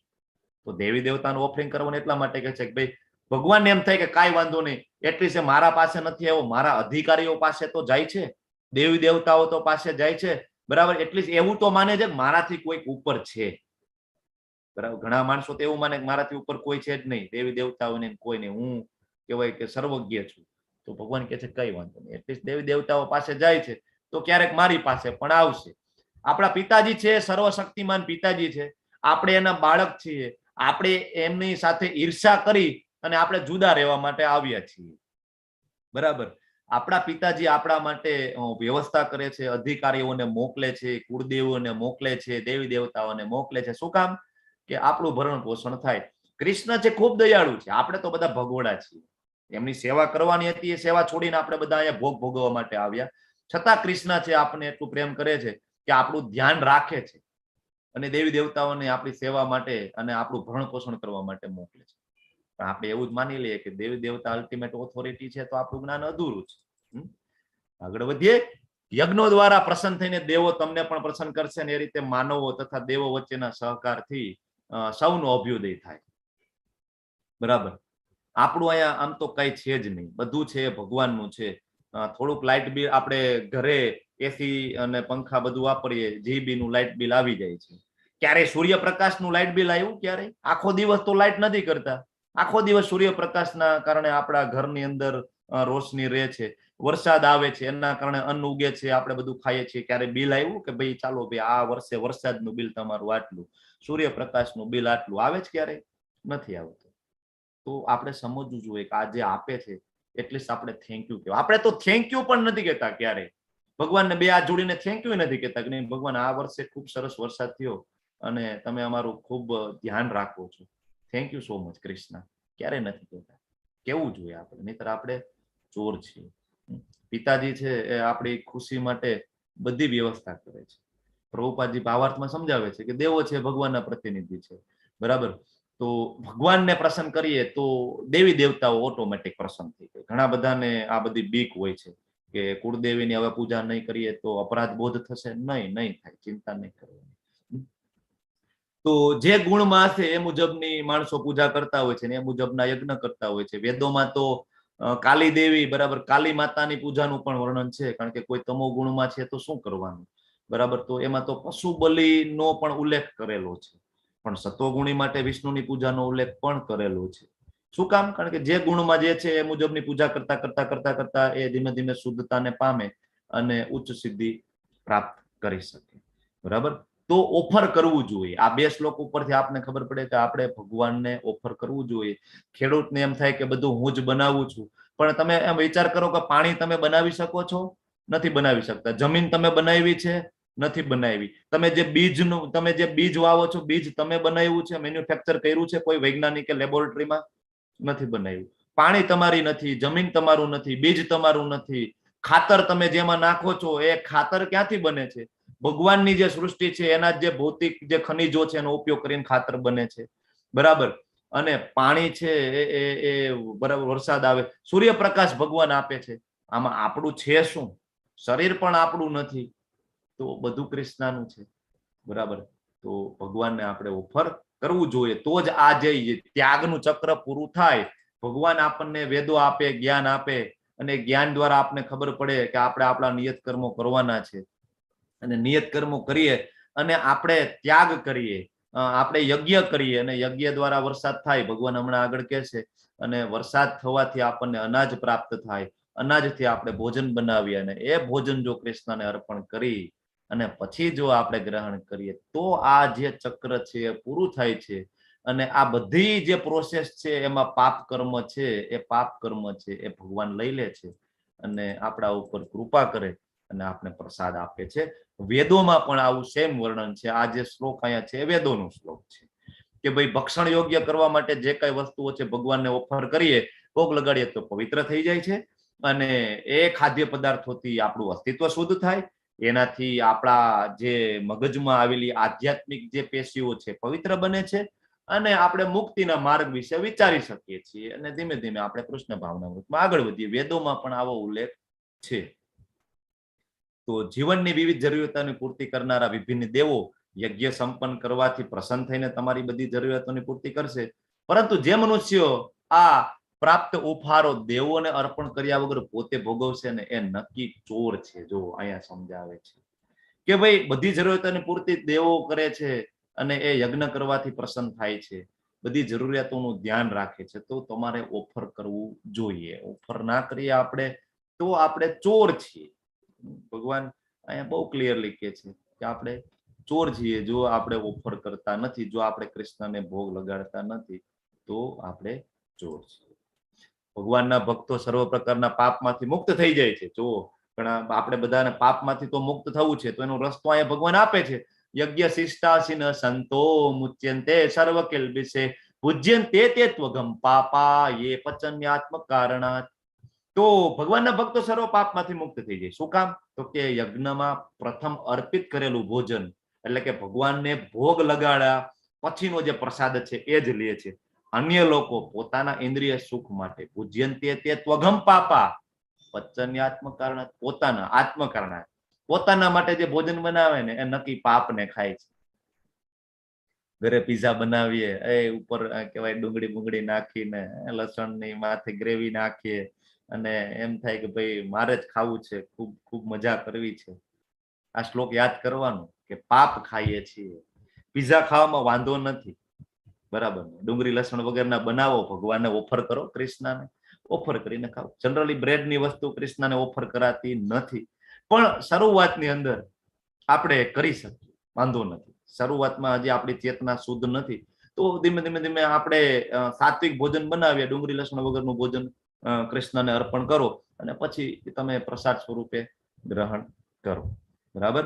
તો હવે આપણે વાત કરી, આગલા શ્લોકમાં વાત થઈ કે ભાઈ જે ચોર છે એની વાત થઈ ગઈ છે.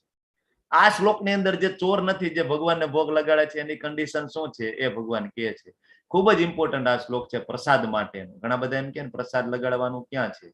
અહીંયા ભગવાન બહુ ક્લિયરલી કહે છે પ્રસાદ ભગવાનને ભોગ લગાડવો જોઈએ. પ્રસાદ પ્રભુના સાક્ષાત દર્શન એટલે પ્રસાદ. ભગવાનને ભોગ લગાડીને પ્રસાદ કરવાનો, બધા પાપમાંથી મુક્ત થાય. ઘણા બધા એમ કે ભાઈ અમે તો કોઈ પાપ નથી કરતા, અમે તો શાકાહારી છીએ, શુદ્ધ શાકાહારી, ક્યાં પાપ કરીએ છીએ? અરે કોઈ પણ પ્રોસેસ પાપ વગરની છે જ નહીં. બધી પ્રોસેસમાં કંઈક ને કંઈક પાપ છે. અનાજ બને ત્યાંથી ટ્રાન્સપોર્ટેશન થાય, તમારા ઘરે આવે, ખેડૂતો બહુ બધી દવાઓ છાંટે, કેટલા બધા જીવોની હત્યા થાય, તમારી ઘરે આવે, તમે એને ઉકાળો, બનાવો, અને કેટલા બધા એમાં નાના નાના જીવ જંતુઓની હત્યા થાય. સવારે ઉઠીને ઇવન ખાલી કોલગેટ કરો ને તો એ પણ બરાબર, કોલગેટ કરો, બહારની કંપની છે, તો તમે એમાં જે પૈસા આપો છો એ કોલગેટ વાળા છે ક્યાં ઇન્વેસ્ટ કરતા હશે કોને ખબર છે? આપણે મેકડોનલ્ડમાં જઈને પીઝા ખાઈએ અને એ પૈસા ક્યાં ઇન્વેસ્ટ થાય કોને ખબર છે? બરાબર છે. પીઝા ખાઈએ અથવા અમુક એવી કંપનીના શેર ખરીદી આપણે કરતા હોઈએ છીએ. તો કોઈ પણ એવું કામ નથી જેમાં પાપ કર્મ નથી. બરાબર. તો જરૂર ભગવાનને ભોગ લગાડો. ઘણા બધા ડાઉટ હોય ભગવાન ખાતા તો નથી, 2 રોટલી મૂકીએ, 1 વાટકી દાળ, 1 વાટકી શાક, 1 પાપડ મૂક્યું, પણ છે તો એટલું ને એટલું, કઈ ઓછું તો થતું નથી ભાઈ. 2 રોટલીમાંથી 1 રોટલી ખાય તો સમજી શકાય કે નહીં ભોગ લગાડ્યો અને એમાં કૃષ્ણએ જમ્યું. તો શાસ્ત્રમાં ખૂબ સરસ રેફરન્સ છે એનો કે ભગવાન છે એ આંખથી પણ ખાઈ શકે છે. ભગવાનની બધી ઇન્દ્રિયો બધા કર્મ કરવા માટે સક્ષમ છે. ભગવાનને હાથ લંબાવીને મુખથી ખાવાની જરૂર નથી. ભગવાન માત્ર દ્રષ્ટિપાત કરી અને જમી શકે છે અને કાંઈ ઓછું પણ ના થાય. ઈશોપનિષદની અંદર શ્લોક છે ને, પૂર્ણમદમ પૂર્ણમિદમ, બરાબર. તો ભગવાન ખાઈ લે તો પણ એટલું ને એટલું જ છે. ઘણા બધા એમ કે આવું કેમ બને? તો સાદું ઉદાહરણ તમને આપું કે દિવાળીમાં આપણે બરાબર આપણે એકબીજાને ગિફ્ટ આપીએ, મીઠાઈનું બોક્સ લઈને આપણે જઈએ કે ભાઈ હેપી દિવાળી, મીઠાઈનું બોક્સ આપણે આપીએ, સ્ટીલનું બોક્સ હોય આપણે આપીએ, તો જે તે વ્યક્તિ અંદર લઈ જાય ને એ બોક્સ ખાલી કરે અને પછી શું કરે, એમાં છે ને બીજી મીઠાઈ ભરીને આપણને સામે આપે, તમને પણ હેપી દિવાળી, મીઠાઈનું બોક્સ તમે પણ રાખો. હવે આમાં ત્રીજી વ્યક્તિ જોતો હોય એને શું લાગે કે ભાઈ બોક્સ ગયું અને બોક્સ પાછું આવ્યું, સેમ પેકિંગ છે, સેમ કલર છે, આમાં તો કઈ ઓછું તો ના થયું, પણ અંદર કન્ટેન્ટ ચેન્જ થઈ ગયું. તમે ભોગ લગાડ્યો તો ને એ પ્રસાદ બની અને તમારી પાસે આવે છે, કૃષ્ણની કૃપા સ્વરૂપે તમારી પાસે આવે છે. પ્રભુપાદજી ફોરેન ગયા, પ્રસાદના કારણે હજારો હિપીઓઝના હૃદય પરિવર્તન કરી દીધા, માત્ર ને માત્ર પ્રસાદ ખવડાવીને, માત્ર, કારણ કે એમાં મેજિક છે. તો ખાવામાં ભગવાનની કૃપા મળે જો પ્રસાદ ગ્રહણ કરીએ, પીવામાં ભગવાનની કૃપા મળે જો ભગવાનનું ચરણામૃત લઈએ, તો બરાબર, ગાવામાં ભગવાનની કૃપા મળે જો ભગવાનનું કીર્તન કરીએ, અને વાતચીતમાં પણ ભગવાનની કૃપા મળે જો ભગવાનની કથા નું આપણે એકાબીજા બોધ્યંત પરસ્પરમ એકાબીજાને બોધ આપીએ તો એ પણ ભગવાનની એમાં કૃપા આપણને મળે છે. શ્રીમદ ભાગવતમની અંદર સ્કંદ 8મો અધ્યાય 5મા ની અંદર ઉલ્લેખ છે કે પૂર્ણ પુરુષોત્તમ ગોવિંદ અથવા મુકુંદ અથવા કૃષ્ણના ગાઢ પ્રેમમાં જે સ્થિત હોય ને, ગાઢ પ્રેમમાં, એ કૃષ્ણને અર્પણ કર્યા વગર ક્યારેય કોઈ વસ્તુ ગ્રહણ નથી કરતા. આ ભાગવતમનો રેફરન્સ હું તમને આપું છું. અહીંયા જે રેફરન્સ તમારી સામે છે ભગવદ્ ગીતાનો રેફરન્સ છે. તો ત્યાં પણ ઉલ્લેખ છે કે ભગવાનને ભોગ લગાડવો જોઈએ. હવે બધા દેહધારીઓ પ્રાણીઓ અન્ન ખાઈને પોષણ પામે છે, અને અન્ન વરસાદથી ઉત્પન્ન થાય, વરસાદ યજ્ઞ કરવાથી વરસે, યજ્ઞ નિયત કરવાથી થાય. ઘણા બધા એમ કે ભગવદ્ ગીતા એ હવામાં વાતું છે, ગપ ગોળા છે, મિથ છે. અહીંયા ભગવાન ક્લિયરલી લખે છે કે પ્રાણીઓ અન્ન ખાઈને પોષણ પામે. કઈ ખોટું છે? આપણે અન્ન ખાઈએ તો જ આપણું પોષણ થાય છે ને, બરાબર. બીજું, અન્ન વરસાદથી બરાબર વરસાદ પડે તો જ અન્ન ઉગે છે, આમાં કઈ ખોટું છે? વરસાદ પડે તો જ અન્ન ઉગે છે ને અત્યારે પણ, તો આમાં કઈ ખોટું નથી, બધું સાયન્ટિફિક વાતો છે. પણ આગળ જે છે વરસાદ છે યજ્ઞ કરવાથી વરસે છે, એ આપણી બુદ્ધિમત્તા ત્યાં ટૂંકી પડે એટલે આપણને એ સમજાતું નથી. એટલે ભગવદ્ ગીતા એ મિથ નથી, બરાબર. યજ્ઞ કરવાથી વરસાદ વરસે. એક ઘટના છે, ફીજી નામનો દેશ, તમે નામ સાંભળેલું હશે. એક સમયે ત્યાં ખૂબ દુષ્કાળની પરિસ્થિતિ સર્જાય છે. તો હરે કૃષ્ણ વાળા એવું કે છે કે ભાઈ હરે કૃષ્ણ મહામંત્રનો જપ કરો, કીર્તન કરો, વરસાદ થશે. મીડિયા બહુ મોટું કવરેજ આપે છે કે ભાઈ હરે કૃષ્ણ વાળાએ ગેરંટી લીધી છે ભગવાન વરસાદ વરસાવશે. 3 દિવસ સુધી સતત કીર્તન થાય છે, હરે કૃષ્ણ કૃષ્ણ કૃષ્ણ હરે હરે, હરે રામ રામ રામ હરે હરે. 3જા દિવસે સાંજે ધોધમાર વરસાદ પડે છે. અત્યારે પણ આવા બહુ બધા દાખલા છે, યજ્ઞ કરવાથી વરસાદ થાય છે, બરાબર. તો યજ્ઞ કયો કરવાનો? યજ્ઞ નામ જપ યજ્ઞોસ્મી. સ્વાહા સ્વાહા વાળો યજ્ઞ પણ કરી શકાય, પણ એમાં પ્યોરિટી ખૂબ જોઈએ. સ્વાહા સ્વાહા વાળો યજ્ઞમાં બ્રાહ્મણ જોઈએ, જેનું શુદ્ધ ચારિત્ર હોય. એમાં જે આહુતિ નાખતા હોય એ શુદ્ધ જોઈએ. દેશી ગાયનું ઘી જોઈએ, ડબ્બાનું ઓલું ઘી ના ચાલે. પેકિંગ વાળું અમૂલનું ઘી લઈ આવીને એ દેવો એ ના ખાય, બરાબર. એ ભગવાન વિષ્ણુ એ ગ્રહણ નહીં કરે. દેશી ગાયનું ઘી જોઈએ, શુદ્ધ આહુતિ જોઈએ, પછી બધી સામગ્રી શુદ્ધ જોઈએ, પવિત્ર જગ્યા જોઈએ. જે કઈ બ્રાહ્મણ આવે છે એની પણ સાધના એટલી સ્ટ્રોંગ હોવી જોઈએ બ્રાહ્મણ મુહૂર્તમાં ઉઠીને, કે એ આપણને યજ્ઞ મારફતે ફળ અપાવી શકવો જોઈએ ને. કે જે બ્રાહ્મણ આવે છે એમાં એટલી કેપેસિટી હોવી જોઈએ. અને એ જે વેદોના મંત્રોનું ઉચ્ચારણ કરે છે એ એકદમ પરફેક્ટ હોવા જોઈએ. વેદોના મંત્રોના ઉચ્ચારણમાં જરા કે 19-20 ચાલે નહીં, તરત ફળ બદલી જાય. તો આવા બ્રાહ્મણો ક્યાં અત્યારે શોધવા જવા આપણે? તો એ યજ્ઞ થતો નથી અને ફળ આપણને આપતો નથી, તો શું કરવાનું? તો કે હરિનામ સંકીર્તન યજ્ઞ કરવો. ભાઈ ભગવાન કે છે યજ્ઞ નામ જપ યજ્ઞોસ્મી. બધા માટે પોસિબલ છે, ગરીબ માટે પણ પોસિબલ છે. ઘરમાં 1 પણ રૂપિયો ના હોય તો પણ હરિનામ સંકીર્તન યજ્ઞ થાય. એના માટે કોઈ પૈસાની જરૂર નથી, કોઈ વ્યવસ્થાની જરૂર નથી. તો જરૂરથી યજ્ઞ કરો. તો 9 ને 3 થઈ ગઈ છે. આપણે અહીંયા 5 મિનિટનો બ્રેક લઈએ છીએ અને આપણે એ બ્રેકની અંદર માળા કરીશું. 6 મિનિટમાં એક માળા થઈ જશે.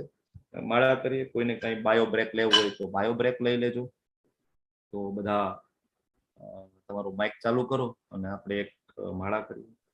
તો છેલ્લે વધારે લેટ ના થાય એટલા માટે વચ્ચે માળા લેવું. કોઈને પાણી પીવું હોય, બીજા કઈ બ્રેક લેવા હોય તો લઈ શકો છો.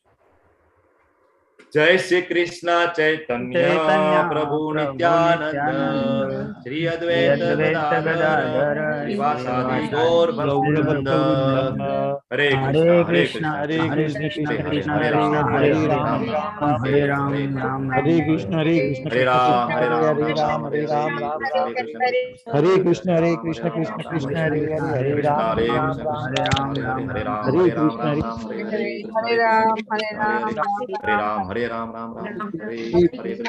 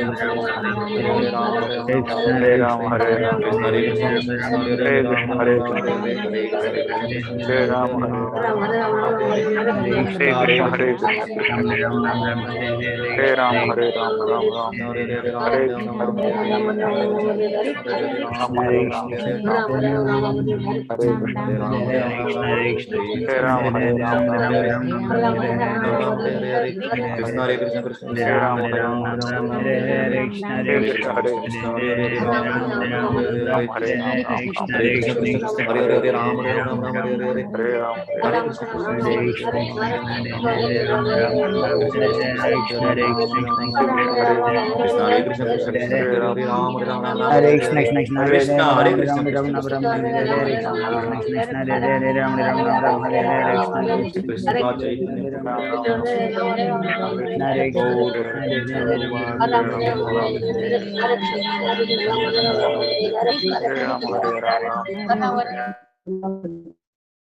હરે કૃષ્ણ એવરીવન, થેન્ક યુ. આગળ વધીએ આપણે. જેને જબ બાકી હોય મ્યુટ કરીને કન્ટિન્યુ કરી શકાય અથવા તો અધ્યાય પૂરો થાય પછી કરી શકાય. ઓકે, તો આપણે જોયું યજ્ઞનું ચક્ર, ત્યાગનું ચક્ર, સોરી.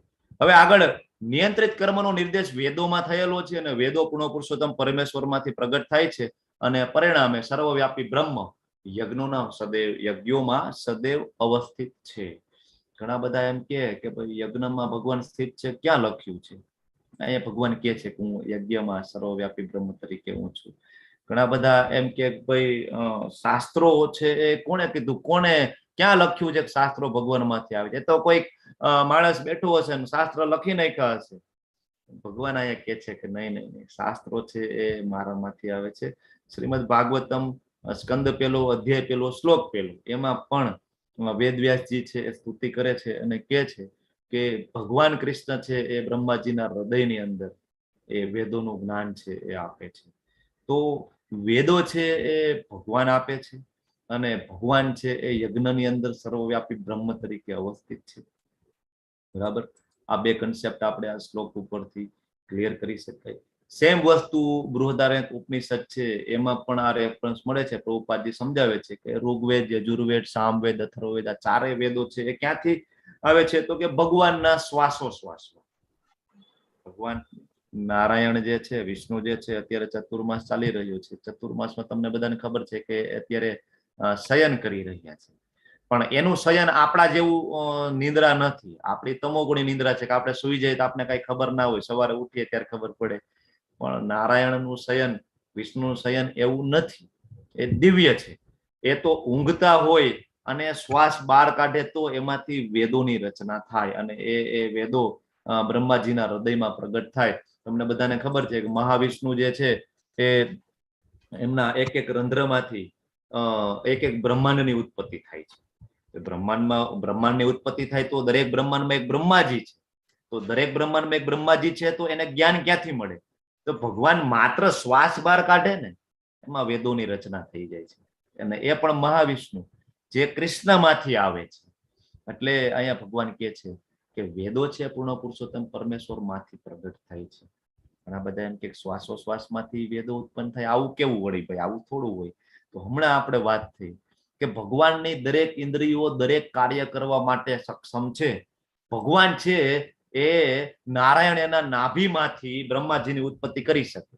લક્ષ્મીજી એનું પાદ સેવનમ કરી રહ્યા છે, પણ લક્ષ્મીજીની સહાયતા વગર બ્રહ્માજીની ઉત્પત્તિ કરી શકે કૃષ્ણ? આપણે કરી શકીએ ભૌતિક જગતમાં? બરાબર, કોઈ સ્ત્રીની સહાયતા વગર સંતાન ઉત્પત્તિ થઈ શકે નહીં. ભગવાન કરી શકે છે. તો ભગવાનની દરેક ઇન્દ્રિયો દરેક કર્મ કરવા માટે સક્ષમ છે. આપણા જેવી ઇન્દ્રિયો નથી, ભગવાનની ભૌતિક ઇન્દ્રિયો નથી, ભગવાનની દિવ્ય ઇન્દ્રિયો છે. હે પ્રિય અર્જુન, જે મનુષ્ય માનવ સમાજમાં આ પ્રમાણે વેદો દ્વારા સ્થાપિત યજ્ઞ ચક્રનું પાલન નથી કરતો એ નિશ્ચિતપણે પાપમય જીવન વ્યતીત કરે છે.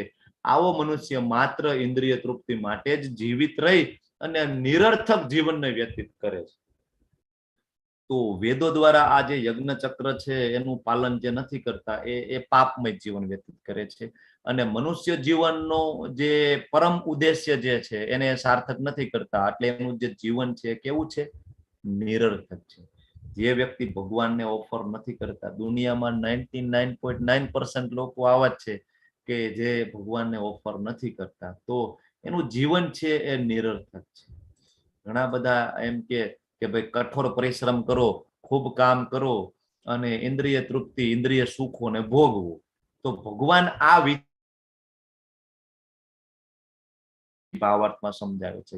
આ વિચારધારાને ભગવાન સમર્થન આપતા નથી કે માત્ર તમે કઠોર પરિશ્રમ કરો, ખૂબ કામ કરો અને ભોગો. ભગવાન અહીંયા સપોર્ટ કરતા નથી આ વિચારધારાને. તો યજ્ઞ ચક્ર નું પાલન કરવું જોઈએ, ત્યાગ ચક્રનું આપણે પાલન કરવું જોઈએ. હવે ભગવાન આ વસ્તુ સમજાવવા માટે ઉદાહરણો આપશે. બરાબર, થોડોક સેન્સિટિવ પોઈન્ટ છે અને ભગવાન તો શ્રેષ્ઠ ગુરુ છે, તો એ ઉદાહરણથી આપણને સમજાવશે. ભગવાન કહે છે કે જે મનુષ્યો આત્મામાં જ આનંદ પામે છે, જેનું જીવન આત્મ સાક્ષાત્કાર યુક્ત હોય છે અને જે પોતાની અંદર જ પૂર્ણપણે સંતુષ્ટ રહે છે, એના માટે કશું કર્તવ્ય રહેતું નથી. હવે ભગવાન આ અર્જુનજીને પાછા કન્ફ્યુઝ કરે છે. ભગવાન હવે એમ કે છે કે કઈ કર્તવ્ય નથી. એટલે અર્જુનજી પાછા કન્ફ્યુઝ થશે, પાછો પ્રશ્ન પૂછશે અને પાછો આગળનો અધ્યાય છે એ આગળ કન્ટિન્યુટી જાળવી રખાશે. કોના માટે કોઈ કર્મ કરવાનું નથી ભગવાન અહીં કે છે? તો કે જે આધ્યાત્મિકતાના શિખર ઉપર હોય ને, જે સ્વરૂપ સિદ્ધ છે, જે ભગવાનની પ્રેમ ભક્તિમાં ડૂબેલા છે ને, એના માટે કઈ કર્મ કરવાની જરૂર નથી. લાઈક સુખદેવ ગોસ્વામીજી, તમને ખબર છે, વેદવ્યાસજીના પુત્ર સુખદેવ ગોસ્વામીજી, બરાબર. તો એ આત્મામાં જ આનંદ પામે અને એની ઇન્દ્રિયો છે એ બધી કમ્પ્લીટલી એકદમ કંટ્રોલમાં હોય. એક વખત વ્યાસદેવજી એમ કે છે સુખદેવ ગોસ્વામીજીને કે તમે જનક રાજા પાસે જાઓ, 12 મહાજનોમાંના એક મહાજન છે ને એની પાસેથી તમે જ્ઞાન લો. સુખદેવ ગોસ્વામી જાય છે, ઇન્ટ્રોડક્શન આપે છે કે હું વ્યાસનંદન સુખદેવ તમારી પાસે જ્ઞાન લેવા માટે આવ્યો છું. જનક રાજા એને વેટ કરાવે છે, બહુ વેટ કરાવે છે. વેટ કરાવીને પછી જનક રાજા કે છે હું જ્ઞાન તો આપું પણ એક એની ટેસ્ટ છે. સુખદેવજી કે કઈ વાંધો નહીં, શું ટેસ્ટ છે? તો સાકરનો કટકો આપે છે સુખદેવ ગોસ્વામીજીને કે તમે જીભ ઉપર મૂકો અને એ ઓગળવો ના જોઈએ. હવે જનરલી આપણા મોઢામાં સાકરનો ટુકડો આવે એટલે આપણને એ ટેસ્ટ ભોગવવાની ઈચ્છા થાય ને, મન ઈચ્છા કરે કે એ ટેસ્ટ મારે લેવો છે, એટલે મોઢામાં લાળ છૂટે. સુખદેવ ગોસ્વામીજી કેટલાય બધા સમય સુધી એમનેમ સાકરનો ટુકડો મોઢામાં રાખે, પણ ઇન્દ્રિય તૃપ્તિની કામના નથી હોતી એટલે એ ઓગળતો નથી. અને જનક રાજા જોવે છે, પછી એ નક્કી કરે કે નહીં, તમારી ઇન્દ્રિયો સંપૂર્ણપણે કંટ્રોલમાં છે, અને પછી એ જ્ઞાન આપે છે. તો આત્મામાં આનંદ, જેનું જીવન આત્મ સાક્ષાત્કાર યુક્ત હોય છે, એની અંદર પૂર્ણપણે એ સંતુષ્ટ રહે છે. અને આવા જે છે એને કશું કર્તવ્ય કરવાનું રહેતું નથી. હવે આ લોકો પણ કઈ કામ કરે છે કે નહીં? ભગવાને કહી તો દીધું કે કઈ કશું કર્તવ્ય રહેતું નથી. ઘણા આટલું વાંચીને એમ કે ભાઈ ના ના, ભગવાને કીધું કઈ કામ નથી કરવાનું. આગળનો શ્લોક વાંચે તો ખબર પડે, ભગવાન અહીંયા પાછું સમજાવે છે કે આત્મ સાક્ષાત્કાર પામેલા મનુષ્યને નિયત કર્મો કરવાની ન તો જરૂર રહે, ન તો આવું કર્મ કરવાનું કોઈ કારણ હોય છે, અને અન્ય જીવાત્મા ઉપર પણ નિર્ભર રહેવાની એને જરૂર નથી. પછી આગળ કે છે કામ કરવાની જરૂર છે કે એ તો બીજા ઉપર નિર્ભર નથી રહેતા. શું કામ? તો કે કૃષ્ણ ઉપર પૂર્ણ શ્રદ્ધા છે એની, બરાબર. સતત પ્રભુનું ધ્યાન કરવું. માધવેન્દ્રપુરી વૃંદાવનમાં હોય છે તો એ ભિક્ષાટન કરવા માટે નથી જતા, કૃષ્ણજીને પોતાને આવવું પડે છે. આપણે લેવલ 1 માં આખી આ કથા લેતા હોઈએ છીએ, તમને બધાને ખબર છે, બરાબર. તો જે લોકો ભગવાનની પ્રેમ ભક્તિમાં છે તો એને કશું કર્મ કરવાની જરૂર નથી રહેતી, પણ છતાં આ લોકો કઈ કર્મ કરે છે કે નહીં? તો કે તેથી કર્મના ફળમાં આસક્ત થયા વગર મનુષ્ય પોતાનું કર્તવ્ય સમજીને નિરંતર કર્મ કરતા રહેવું જોઈએ. ભગવાન ફરીથી હવે મૂળ ટોપિક ઉપર પાછા આવી ગયા કે ભાઈ કર્મ તો કરવાનું જ છે, ભાઈ કર્મ છોડવાનું નથી. નિરંતર કર્તવ્ય કર્મ કરતા રહેવું જોઈએ, કારણ કે અનાસક્ત રહીને કર્મ કરવાથી મનુષ્યને પરમેશ્વરની પ્રાપ્તિ થાય છે. અનાસક્ત, ફળ પ્રત્યે જો આસક્તિ ના રાખીએ, બરાબર, અને જો આપણું નિયત કર્મ કરતા રહીએ તો જે પરમ જે સિદ્ધિ છે, પરમેશ્વરની પ્રાપ્તિ છે, કૃષ્ણની પ્રાપ્તિ છે, જે ઉચ્ચ જે પરિસ્થિતિ છે એ પ્રાપ્ત થાય છે, બરાબર. એટલે ભક્તો માટે પરમ ઉચ્ચ જે સાધ્ય છે એ શું છે? તો કે પૂર્ણ પુરુષોત્તમ કૃષ્ણ. જ્યારે માયાવાદીઓ, નિર્વિશેષવાદીઓ માટે શું છે? તો કે મોક્ષ, બરાબર. એટલે ભગવાન અર્જુનને કહે છે કે ભાઈ તું યુદ્ધ કર, કારણ કે મારી ઈચ્છા છે. કૃષ્ણ કહે છે કે મારી ઈચ્છા છે, તું યુદ્ધ કર. બાકી તારું ભલા માણસ થવું, તારી દયા કરવી, તારી કરુણા, તારું અહિંસક થવું, એ તારો અંગત આસક્તિ છે. ભગવાન એમ કે છે એ તો તારી અંગત આસક્તિ છે, તારો પોતાનો સ્વાર્થ છે. પણ હું તને કહું છું તારે યુદ્ધ કરવાનું છે, અને ધર્મ તું ભગવત, ધર્મ તું સાક્ષાત ભગવત પ્રણીતમ, ભાગવતમમાં આવે છે કે ભગવાન જે બોલે છે એ જ ધર્મ છે. એટલે તારે હું કહું એમ તારે કરવું જોઈએ, બરાબર. તો કર્મના બંધન થશે નહીં, અને નિયત કર્મ તો કરવાનું જ છે. હવે ભગવાન છે અહીંયા ઉદાહરણથી સમજાવે છે નિયત કર્મ કરવું જોઈએ. એના ઉદાહરણ કયા કયા? તો કે ભાઈ જનક જેવા રાજાઓ હતા ને, એ માત્ર નિયત કર્તવ્ય કર્મ કરવાથી સિદ્ધિને પ્રાપ્ત કરે, માટે સાધારણ મનુષ્યને તો શિક્ષિત કરવા માટે તારે કર્તવ્ય કર્મ કરવું જ જોઈએ. જનક રાજાને કોઈ કામ કરવાની જરૂર હતી? પ્રભુ શ્રીરામ ના સસરા થાય ને જનક રાજા, તમને બધાને ખબર છે ને, સીતા માતાજીના બરાબર એમના પિતાજી જનક રાજા. હવે જેમના જમાઈ છે પ્રભુ શ્રીરામ છે, હવે એમને કઈ કર્તવ્ય કરવાની જરૂર પડે? એ મિથિલાના રાજા હતા, છતાં પણ પ્રજાના સુખ માટે નિયત કર્મ કરતા હતા. તો તારે પણ અર્જુન કરવું જોઈએ, તારે પણ યુદ્ધ કરવું જોઈએ તારી પ્રજા માટે. આગળ ભગવાન કહે છે કે યદ યદ આચરતી શ્રેષ્ઠ તત્ત દેવેતરો જન સયત પ્રણામ કુરુ સયત પ્રમાણમ કુરુતે લોક તદ અનુવર્તતે. કે મહાપુરુષ જે જે આચરણ કરશે ને એનું અનુસરણ છે સામાન્ય મનુષ્યો કરશે, અને ઉદાહરણ રૂપ આચરણ દ્વારા તું જે આદર્શોને પ્રસ્થાપિત કરીશ સમગ્ર જગત એનું અનુસરણ કરશે. ખૂબ ઇમ્પોર્ટન્ટ શ્લોક છે. મહાન લોકો ફાટેલું જીન્સ પહેરશે તો બાકીની પ્રજા ફાટેલું જીન્સ પહેરશે. મહાન લોકો ધોતી કુર્તો તિલક કરશે તો પાછળની પ્રજા પણ એ કરશે. બરાબર? એટલે ખાલી વાતો કરવાથી નહીં, આચરણથી પણ તમારે પ્રચાર કરવો જોઈએ, ભગવાન કહે છે. બરાબર? અને પ્રભુપાદજીના એક શિષ્ય હતા, એમને પ્રભુપાદજી રશિયા મોકલે છે. તો એમના શિષ્ય કહે છે કે ભાઈ મને રશિયન તો આવડતી નથી. તો પ્રભુપાદજી કહે છે કે એ ચિંતા કરવાની જરૂર નથી, તમે ત્યાં જાઓ, તમારા આચરણથી ત્યાંના લોકો છે મોહિત થઈ જશે. તમે સવારે બ્રાહ્મ મુહૂર્તમાં ઉઠશો, મંગળા આરતી કરશો, 16 માળા કરશો, સાત્વિક ભોજન લેશો, હરિનામ સંકીર્તન કરશો, સાદું જીવન જીવશો, આનાથી જ માણસો છે હિપ્નોટાઇઝ થઈ જશે અને કૃષ્ણના શરણે આવી જશે. થાય છે ને આખા વિશ્વમાં અત્યારે આ વસ્તુ તમે જોવો છો ને, આચરણથી. બરાબર? એટલે ભગવાન કહે છે કે યદ યદ આચરતી શ્રેષ્ઠ તત્ત દેવેતરો જન. હવે મારા રોલ મોડેલ છે એ બોલિવૂડના કોઈક સ્ટાર હશે, એક્ટર હશે, ક્રિકેટર હશે, તો મારા દીકરાના રોલ મોડેલ એ જ રહેવાના છે. બરાબર? મારા રોલ મોડેલ 12 મહાજનોમાંથી કોઈક મહાજનો હશે, મારા રોલ મોડેલ શિવજી હશે, બ્રહ્માજી હશે, સુખદેવજી હશે, તો મારા બાળકના રોલ મોડેલ એ હશે. બરાબર છે? મારા રોલ મોડેલ કૃષ્ણ હશે તો મારા બાળકના રોલ મોડેલ કૃષ્ણ હશે. હું ભગવદ ગીતા વાંચીશ તો મારું બાળક ભગવદ ગીતા વાંચશે. હું પ્રીચિંગ કરીશ તો મારું બાળક પણ પ્રીચિંગ કરશે કે નહીં પપ્પા કરે છે મારે પણ આ કરવું જોઈએ. હું ભોગ લગાડીશ તો મારું બાળક ભોગ લગાડે. હું 16 માળા કરીશ તો મારે એને શીખડાવવાની જરૂર નથી, એ મને જોશે અને ધીમે ધીમે ઓટોમેટિક કરશે. એટલે જે આપણે જે આચરણ કરીએ એ આપણા બાળકો આચરણ કરશે. બહુ સીધો ને સાદો હિસાબ છે, ભગવાન અહીંયા આપણને સમજાવે છે. બરાબર? કારણ કે સામાન્ય જનતા છે એ ફોલો કરે, અને પિતાજી અને ટીચર અને ત્રીજું નેતા, આ 3 વ્યક્તિને સમાજ છે એ ડાયરેક્ટ ફોલો કરે.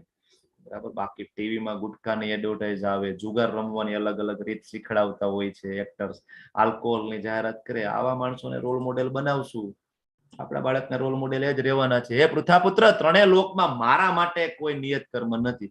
જનક રાજાનું ઉદાહરણ તો આપી દીધું, ભગવાન પોતાનું ઉદાહરણ આપે છે. હજી તમને ના સમજાતું હોય ને કે નિયત કર્મ કરવાનું છે, તો હું તમને મારું ઉદાહરણ આપું. ભગવાન કે શું કે છે કે 3 લોકમાં મારા માટે કોઈ કર્મ નથી.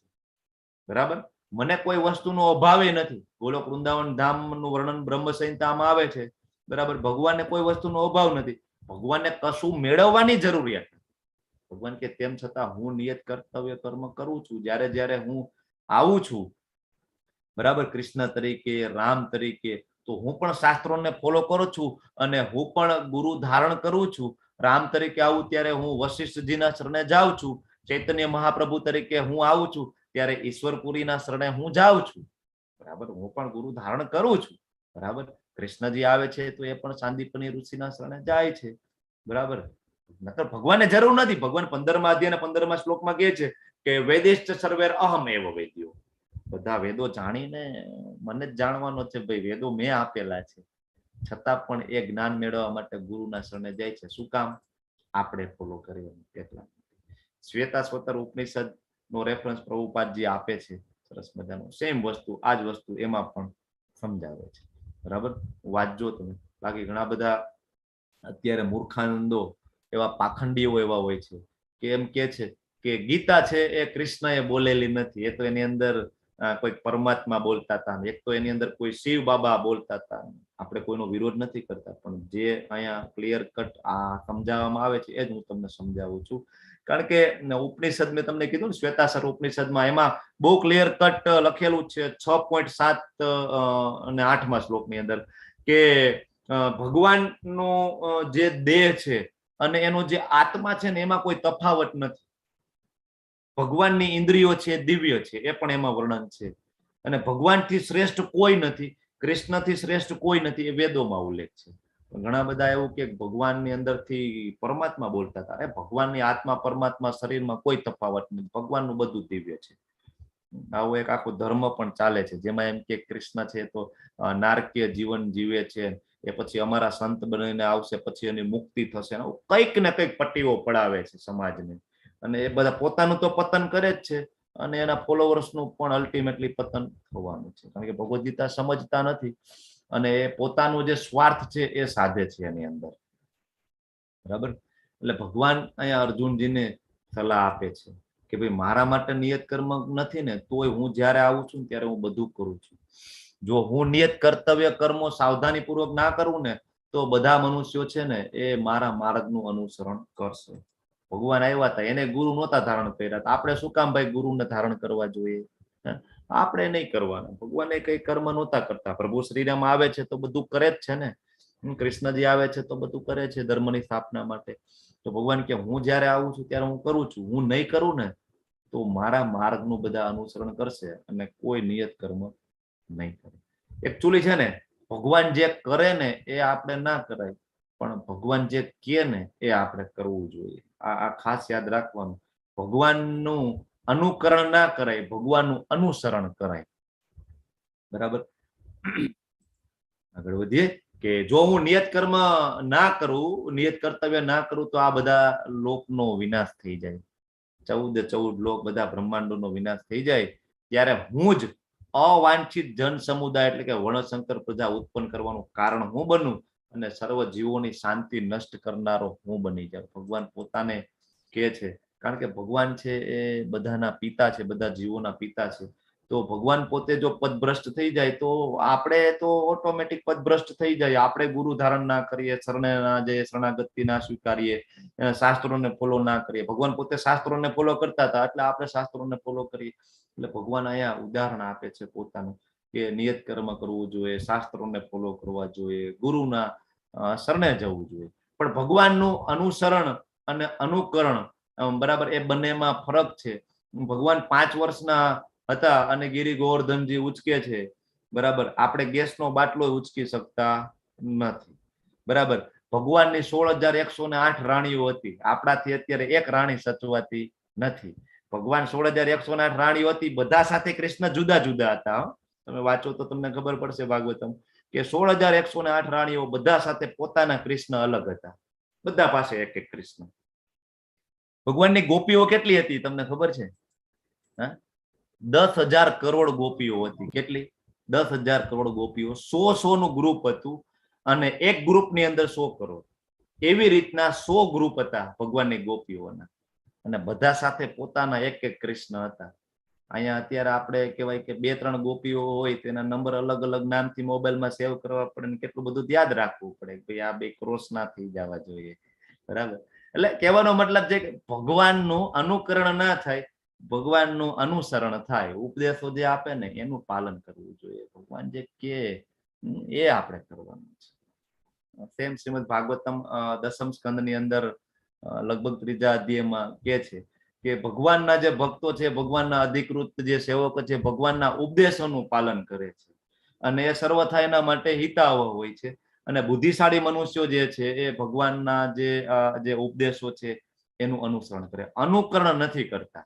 જો શિવજી છે એ 20નો સમુદ્ર આખો પી જાય છે તો આપણે 20 ના પી શકાય. શિવજી જેવી ભક્તિ કરતા હતા ને એવી આપણે ભક્તિ કરવાની છે. આપણે 20 ના પીવા, આપણે ઢાંકણું એક પીએ ને ત્યાં આપણે પૂરું થઈ જાય. એટલે આપણે એ ના કરે. છતાં શિવજીના ઘણા બધા ભક્તો અત્યારે 3 મહિનો ચાલે છે, સ્ટેટસ મૂકે શિવજી મોટી ઓલી આમ કહેવાય સિગાર લઈને આમ બેઠા હોય ને ધુમાડો નીકળતો હોય, ગાંજો ફૂંકતા હોય. અરે એ યોગી હતા. શિવજી છે પરમ યોગી છે. અત્યારે સામાન્ય થોડુંક કૃષ્ણ ભાવનામૃતમાં આવીએ ને ડુંગળી લસણ છૂટી જાય છે. ગાંજાની વાત તો બહુ દૂર. તો તમને શું લાગે શિવજી ગાંજો ફૂંકતા હશે? શિવજી ભાંગ પીતા હશે? એ શક્ય નથી. પણ આ તો બધાને પોતાની ઇન્દ્રિય તૃપ્તિ કરવી હોય ને એટલે ભગવાનનું બાનું દઈને પોતાની ઇન્દ્રિય તૃપ્તિ કરે. ભાંગ પીવાની છે, ભાંગ તો કે શિવજીને અર્પણ કરી દીધી છે, હવે પ્રસાદ થઈ ગયો, હાલો હવે આપણે 2 ગ્લાસ આપણે ઠપકારીએ, પ્રસાદ છે ને, પોતાને પીવું છે. શિવજી ક્યાંય ભાંગ પીતા તેવો ક્યાંય કોઈ ઉલ્લેખ મળતો નથી, કોઈ શાસ્ત્રમાં એનો કઈ ઉલ્લેખ નથી મળતો. એટલે આ બધા પાખંડી ભક્તો કહેવાય કે એ ભગવાનને ફોલો કરે. તમારે ફોલો કરવું હોય તો 20 પીજો ને, મહાદેવે તો 20 પીધું તો તમે 20 પીજો, બરાબર. એટલે ઘણા એમ કે ભગવાને રાસલીલા કરી હતી, હું એ રાસલીલા કરું નહીં. ભગવાનનું અનુકરણ ના થાય, ભગવાનના અનુસરણ થાય. એ ભરતવંશી જેવી રીતે અજ્ઞાની મનુષ્ય ફળ પ્રત્યે આસક્તિ રાખીને એમના કર્તવ્ય કર્મો કરે છે, તેવી રીતે વિદ્વાન જનો એ સામાન્ય લોકોને સાચા માર્ગે દોરવા માટે અનાસક્ત રહીને કર્મ કરવું જોઈએ. ભગવાન સમજાવે છે કે ભાઈ અનાસક્તિથી કર્મ કરવું. અનાસક્તિ ક્યાંથી આવે? અનાસક્તિ આવે નોલેજ થી. જ્ઞાન આપણે મેળવીએ, ભગવદ ગીતા વાંચીએ તો આપણને અનાસક્તિ આવે. પ્રભુપાદજીના ભાવાર્થમાં સમજાવે છે કે કૃષ્ણ ભાવના પરાયણ મનુષ્ય અને કૃષ્ણ ભાવના રહિત મનુષ્ય વચ્ચેનો શું તફાવત છે એ અહીંયા સમજી શકાય. કૃષ્ણ પરાયણ માણસ છે એ ક્યારેય એવું કામ ના કરે કે જે કૃષ્ણ પ્રત્યે આગળ વધવામાં બાધારૂપ બને, એવું કોઈ દી કામ ન કરે. બીજો મનુષ્ય જે છે, જે કૃષ્ણ ભાવના પરાયણ નથી, હંમેશા એવું કામ કરતો હોય કે જેમાં પોતાની ઇન્દ્રિય તૃપ્તિ થાય. આ ફરક છે જે આ શ્લોકમાં આપણને પ્રભુપાદજી સમજાવે છે. તો વિદ્વાન મનુષ્યો સકામ કર્મોમાં આસક્ત એવા અજ્ઞાની લોકોના મનને વિચલિત ના કરવા જોઈએ. તેમને કર્મનો ત્યાગ કરવા માટે પ્રોત્સાહન આપવું ના જોઈએ, પરંતુ ભક્તિભાવપૂર્વક કર્મમાં વ્યસ્ત રહેવા પ્રેરણા આપવી જોઈએ ને ધીરે ધીરે કૃષ્ણ ભાવના મૃતમાં એનો વિકાસ થાય, આવું કરવું જોઈએ. ભગવાન એ સમજાવે છે કે ભાઈ સ્ટેપ બાય સ્ટેપ, બરાબર. જે સકામ કર્મોમાં આસક્ત હોય ને એ ખૂબ જ એ આસક્ત હોય ભૌતિક કર્મો પ્રત્યે. તમે એને ડાયરેક્ટ કેમ કહો ભાઈ 16 માળા કરવા માંડ તો એ ના કરે, બરાબર. તો એ કારણ કે એની ખૂબ આસક્તિ હોય તો એને ડાયરેક્ટ ભક્તિ માર્ગમાં ના લઈ જઈ શકાય. એને સ્ટેપ બાય સ્ટેપ તમારે ગાઈડન્સ આપવું જોઈએ. ભગવાન અહીંયા આપણને સમજાવે છે. ઘણી વાર કેવું હોય, દુઃખી માણસો હોય ને એ મંદિરમાં જાય, મંદિરમાં જઈને એમ કે ભાઈ અમને અહીંયા રહેવા દો, તમે કયો ને અમે ત્યાં અમે તમે જ્યાં કહેશો ત્યાં સુઈ જશું, જે આપશો એ જમી લેશું. મંદિર પ્રશાસન છે ને એમને ઘરે મોકલી દે. શું કામ? કારણ કે ગુસ્સાના કારણે આવેલા હોય છે, અંદરથી હજી ભગવાન પ્રત્યે પ્રેમ ના હોય. ભગવાન પ્રત્યે પ્રેમ થયો એટલે છોડીને આવ્યા નથી, એ તો સંસારથી કંટાળીને આવ્યા છે. તો આવા માણસોને સલાહ આપવાની કે ભાઈ નહીં, તમે જ્ઞાન સાથે કર્મ કરો, તમે ભગવદ ગીતા વાંચતા જાઓ અને તમે સાથે સાથે કર્મ કરો, ભોગ લગાડો. એમ કરતા કરતા કરતા કરતા તમે કૃષ્ણ ભાવના મૃતમાં આવો. આ સ્લો રસ્તા ઉપર આપણને મોકલે. ઓલું નારિયેલ ફોડવાનું હોય ને, તમને ખબર છે, નારિયેલ ફોડે ને તો તમે આમ કે ટક દઈને ફોડી નાખો ને તો સીધા 2 કટકા થઈ જાય ને પછી એમાં બધું પાણી ઢોળાઈ જાય અને ટોપરું કાઢવામાં બહુ તકલીફ પડે. તો જે બુદ્ધિશાળી મનુષ્યો એ નારિયેલ કઈ રીતના તોડે ખબર છે? એ છે ને આ રીતના ટક ટક ટક ટક ટક ટક કરે, બરાબર. આ બાજુ ઠપકારે, આ બાજુ આમ ઠપકારે અને પછી હર વ્યક્તિ ફોડે તો અંદરનું ટોપરું ઓટોમેટિક જ અલગ થઈ જાય, તરત અલગ થઈ જાય, કારણ કે ઓલરેડી છૂટું પડી ગયું હોય. તો એ જ રીતના ભૌતિકતામાં આસક્ત મનુષ્ય હોય ને એનું શરીર અને આત્મા એ કેવાય બહુ એટેચડ હોય, બહુ એટેચ હોય. એવું માને જ નહીં કે હું શરીર નથી, હું આત્મા છું. શરીર અને આત્માને બેને એક માનતું હોય છે. તો શું કરવાનું? કૃષ્ણ ભાવનામૃત આવવાનું, 1 માળા કરો, 1 માળા કરો, બરાબર. તમે ભોગ લગાડો. એમ કરતા કરતા કરતા કરતા ટક ટક ટક ટક ટક ટક ટક ટક ટક કરતા કરતા શું થાય? અંદરનું ટોપરું જે છે, અંદરની જે આત્મા છે એ કોચલાથી છૂટી પડી જાય. પછી ખબર પડે કે નહીં, હું શરીર નથી, હું તો આત્મા છું. આટલી ખબર પડે એટલે ધીમે ધીમે ખબર પડે કે નહીં, પરમાત્મા પણ છે ને મારે એની સેવા કરવાની છે. તો આ રીતના ધીમે ધીમે આપણે ઉપદેશ આપી અને જે સકામ કર્મમાં આસક્ત હોય ને એને ભગવાનના શરણે લઈ જઈ શકાય. જીવ છે મિથ્યા અહંકારના પ્રભાવથી મોહગ્રસ્ત થઈને પોતાની જાતને સમગ્ર કાર્યોનો કરતા માની લે, પણ હકીકતમાં ભૌતિક પ્રકૃતિના 3 ગુણો દ્વારા એ બધું થાય છે. આપણે બધા મોહગ્રસ્ત છીએ એટલે આપણે એમ થાય કે ભાઈ હું જ બધું કરું છું, બરાબર, હું કરતા છું. તો આપણે એમ થાય કે આપણે કરતા નથી. આપણે કરતા છીએ, પણ આપણે પણ કરતા છીએ. આ શબ્દ સાચો છે. આપણે એક જ કરતા છીએ એવું નથી. આપણે કરતા છીએ કે આપણે ઈચ્છા કરી શકીએ. એની પૂર્તિ કરે કોણ? તો કે પ્રકૃતિ. પ્રકૃતિને આદેશ કોણ આપે? તો કે કૃષ્ણ, પરમાત્મા. એટલે અલ્ટિમેટ એપ્રુવિંગ ઓથોરિટી કોણ છે? તો કે કૃષ્ણ છે. આ નિયમ લાગુ પડે છે. Law of desire, law of karma અને લો ઓફ લવ. ઘણા બધા એમ કે આપણે ઈચ્છા કરીએ, પણ તમે ઈચ્છા કરો ને તો મળશે તમારા કર્મ અનુસાર, બરાબર. ઘણા બધા બહુ ઈચ્છા કરે, કોઈને કોઈ પ્રત્યે આસક્તિ થઈ જાય તો એ એના માટે ખૂબ પ્રયત્ન કરે, ડેસ્પરેટલી ખૂબ પ્રયત્ન કરે, ખૂબ પાછળ ફિલ્ડિંગો ભરે, અલ્ટિમેટલી એની ઈચ્છા ખૂબ હોય મેળવવાની, છેલ્લે ના મળે તો શું કરે? એસિડની બોટલ લઈ આવે ને મોઢા ઉપર એસિડ ફેંકી દે. હવે જો તમે જ કરતા છો તો તમે તો ખૂબ ઈચ્છા કરેલી, તો તમને મળી જવું જોઈતું હતું ને. તમને ના મળ્યું એનો મતલબ એવો થઈ ગયો કે તમારા કર્મમાં નથી. અને એનો મતલબ એ પણ થાય કે અલ્ટિમેટલી ઓથોરિટી કોઈક બીજું છે, કરતા ડુઅર્સ છે બીજું પણ કોઈક છે. તો આપણે તો ડુઅર એટલા જ છે કે આપણે ખાલી ઈચ્છા કરી શકીએ. ઈચ્છાને ફેસિલિટેટ કરે છે પ્રકૃતિના 3 ગુણો, અને 3 ગુણો જે માયા શક્તિના અંડરમાં છે, માયા શક્તિને આદેશ આપે છે કૃષ્ણ. અલ્ટિમેટ ઓથોરિટી છે એ કૃષ્ણ છે. ખાલી મહેનત કરવાથી બધું થાય, મેં તો બહુ મહેનત કરીને હું ડોક્ટર બની ગયો, હું ખૂબ સફળ થઈ ગયો, નહીં નહીં નહીં નહીં નહીં, એ મારા કર્મો અનુસાર હતું ને. એટલે મને કૃષ્ણના આદેશથી એ પ્રકૃતિ મને ફેસિલિટેટ કરે છે અને મને આપે છે. આપણે તો આપણે ખાધેલું ભોજન પણ પચાવી શકતા નથી. આપણે આગળ જોઈશું, ભગવાન કહે છે કે તમારું ભોજન પણ મારા કારણે પચે છે. અહમ વૈશ્વાનરો ભૂત્વા, ભગવાન કહે છે હું વૈશ્વાનર સ્વરૂપે તમારી ઓજરીમાં બિરાજું છું. તમે આ જે કઈ પોપ ને બર્ગર ને પીઝા ને માતાજીઓ જે બધા પાણીપુરીઓ પેટમાં પધરાવે છે, એ બધું પચાવે છે કોણ? તો કૃષ્ણ કે એ બધું મારું કામ છે, એ અંદર બેઠો બેઠો હું પચાવું છું. તો આપણે પચાવી પણ નથી શકતા, અને આપણે એમ કહીએ કે નહીં નહીં તમે ખૂબ ઈચ્છા કરો તો આખી કાયનાત છે એ તમારી ઈચ્છા પૂર્તિ કરવા માટે લાગી જાય. એવું કાંઈ છે નહીં ભાઈ. તમે ઈચ્છા કરો, તમારામાં કર્મમાં હશે તો જ તમને મળવાનું છે, બાકી મળતું નથી. અને ઘણા બધા એવા માણસો આપણે જોઈએ છીએ જે એટલી ઈચ્છા નથી કરતા, જેના એટલા એવા કર્મોય નથી, છતાં એને બધું મળી જાય છે. આપણે આજુબાજુમાં જોઈએ છીએ ને, તો એ ત્યાં આ બરાબર law of love, law of કર્મ અને લો ઓફ એટ્રેક્શન એટલે કે લો ઓફ ડિઝાયર, આ ત્યાં લાગુ પડે છે. આપણે તો મિથ્યા અહંકારથી એવું માની લઈએ કે આપણે જ કરતા છીએ ને હું જ બધું કરું છું. ભગવાન કહે છે કે હે મહાબાહુ, જે મનુષ્ય પરમ સત્યનું જ્ઞાન ધરાવે છે તે ભક્તિમય કાર્ય અને સકામ કર્મ વચ્ચેનો તફાવતને સારી રીતના જાણે અને પોતાની જાતને ઇન્દ્રિય તૃપ્તિમાં વ્યસ્ત કરતો નથી. શું જાણે છે? તો કે ભક્તિમય કાર્ય એટલે હવે અહીંયા ભગવાન કહે છે કે એક્શન, અને સકામ કર્મ, બરાબર, નોલેજ, બરાબર, નોલેજ અને એક્શન વચ્ચેનો જે તફાવત છે એ જાણી લે છે. ભક્તિમય કાર્ય સકામ કર્મનો તફાવતને જાણી લે છે કે ભાઈ સકામ કર્મ એ શું છે, ભક્તિમય સેવાથી શું પ્રાપ્ત થાય છે. તો એ ઇન્દ્રિય તૃપ્તિમાં વ્યસ્ત નથી રહેતો, એને ખબર છે કે આ બધું ટેમ્પરરી છે. ઇન્દ્રિય તૃપ્તિ માટે જે પ્રયત્ન કરું છું બધા ટેમ્પરરી છે. મારે શું કરવું જોઈએ? તો કે હું કૃષ્ણનો અંશ છું, મારા પિતાજી છે કૃષ્ણ છે, મારું સ્થાન છે ભૌતિક જગત નથી, મારું ઓરિજિનલ એડ્રેસ ગોલોક વૃંદાવન ધામ છે. મારી ભૂલના કારણે હું અહીંયા દેહાત્મ ભાવમાં અહીંયા ફસાયો છું, ભૌતિક જગતમાં હું અહીંયા ફસાણો છું મારી ભૂલના કારણે, પણ મારા પિતાજી તો કૃષ્ણ છે, તો મારા બધા કાર્ય છે એ કૃષ્ણની પ્રસન્નતા માટે થવા જોઈએ.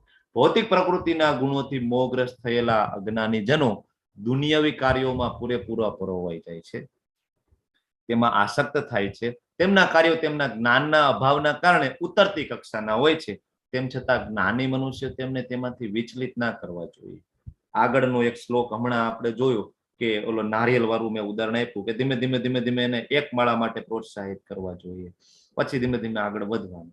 કારણ કે અજ્ઞાની લોકો અહીંયા ભગવાન કહે છે કે અજ્ઞાની છે, તો એને તરત વિચલિત નહીં કરવાના, કારણ કે ભૌતિક જગત પ્રત્યે ખૂબ આકર્ષિત હોય. તમે એને 16 માળા કરવાનું કહો ને તો 1-2 દિવસ 16 માળા કરે અને એ ટ્રાય કરવા માટે કે આનાથી શું થાય છે એમ, બરાબર. પછી ત્રીજા દિવસે એ તરત પાછા શૂન્ય ઉપર આવી જાય, કારણ કે પ્રેક્ટિકલ કરવા માટે કરતા હોય છે. તો શું કરવાનું? નારિયેલની જેમ ધીમે ધીમે ટક ટક ટક ટક ટક ટક ટક કરવાનું, અને એને કહેવાનું ભાઈ 1 માળા કરો, ડાયરેક્ટ 16 માળા નહીં. ઘણા બધા ડાયરેક્ટ 16 માળા એ પહોંચી જાય છે. ભગવાન 6ઠા અધ્યાયમાં સમજાવે છે, 6ઠા અધ્યાયનો આઈ થિંક 44મો શ્લોક. ભગવાન કહે છે કે ઘણીવાર દેવી ચેતના છે, પુનર્જન્મની દેવી ચેતના છે એ આપોઆપ પ્રગટ થાય અને ભક્તિમાં આવી જાય. ઘણા બધા નાના નાના બાળકો છે એ પણ તમે જોતા હોય તરત ભક્તિમાં લાગી જાય છે. શું કામ લાગી જાય નાના બાળકો? એની પૂર્વજન્મની દેવી ચેતના છે પ્રગટ થાય અને એ તરત કૃષ્ણ ભાવના મૃતમાં આવી જાય. એટલે આવા જે ભોગ પરાયણ મનુષ્ય હોય ને એને કહેવાય પૈસા પ્રત્યે ખૂબ મોહ હોય, ખૂબ આસક્તિ હોય, શરીર પ્રત્યે ખૂબ આસક્તિ હોય. તો આવા માણસોને જ્ઞાની મનુષ્યો છે ને એને એમાંથી વિચલિત કરવા જોઈએ નહીં. ભગવાન એ સમજાવે છે કે એને તરત વિચલિત નહીં કરવું, એને ધીમે ધીમે પ્રોત્સાહિત કરવાના. માટે હે અર્જુન, તારા સર્વ કર્મો મને સમર્પિત કરીને મારા પૂર્ણ જ્ઞાનથી યુક્ત થઈને લાભની ઈચ્છા રાખ્યા વગર સ્વામિત્વનો દાવો કર્યા વિના આળસ રહિત થઈને તું યુદ્ધ કર. ભગવાન આપણને કહે છે કે ભાઈ આળસ રહિત થઈને આપણે યુદ્ધ કરવાનું. આપણું યુદ્ધ છે એ બહાર છે જ નહીં, આપણું યુદ્ધ આપણી અંદર છે. તો કે ભાઈ આળસ રહિત થઈને યુદ્ધ કરવું આવું કેવી રીતના બને? તો કે સ્વામિત્વનો દાવો નહીં કરવાનો. તમે આ શ્લોકને ઊંધેથી વાંચો એટલે તમને વધારે સમજાઈ જશે કે આળસ રહિત થઈને યુદ્ધ કરવું કઈ રીતના. તો કે સ્વામિત્વનો દાવો નહીં કરવાનો. સ્વામિત્વનો દાવો એટલે શું? તો કે હું અને હું જ બધું કરું છું. તો આગળ આપણે જોઈ લીધું કે આપણે ડુઅર છીએ માત્ર ઈચ્છા કરવા માટે, અને એ પૂર્ણપણે નહીં. બરાબર, આપણે અમુક ઈચ્છા કરીએ છીએ. ધારો કે મારે ભાઈ અત્યારે હું તમને એમ કહું કે ભાઈ ચાલો નૂડલ્સ ખાવાની તમે ઈચ્છા કરો, તમને એમ થાય કે અત્યારે તાત્કાલિક નૂડલ ખાવાની ઈચ્છા કેમ કરવાની? બજારમાં જવું પડે, લેવું પડે, બનાવવું પડે. તો એ આપણે તો ઈચ્છા કરવા માટે આમ જોઈએ તો સ્વતંત્ર નથી.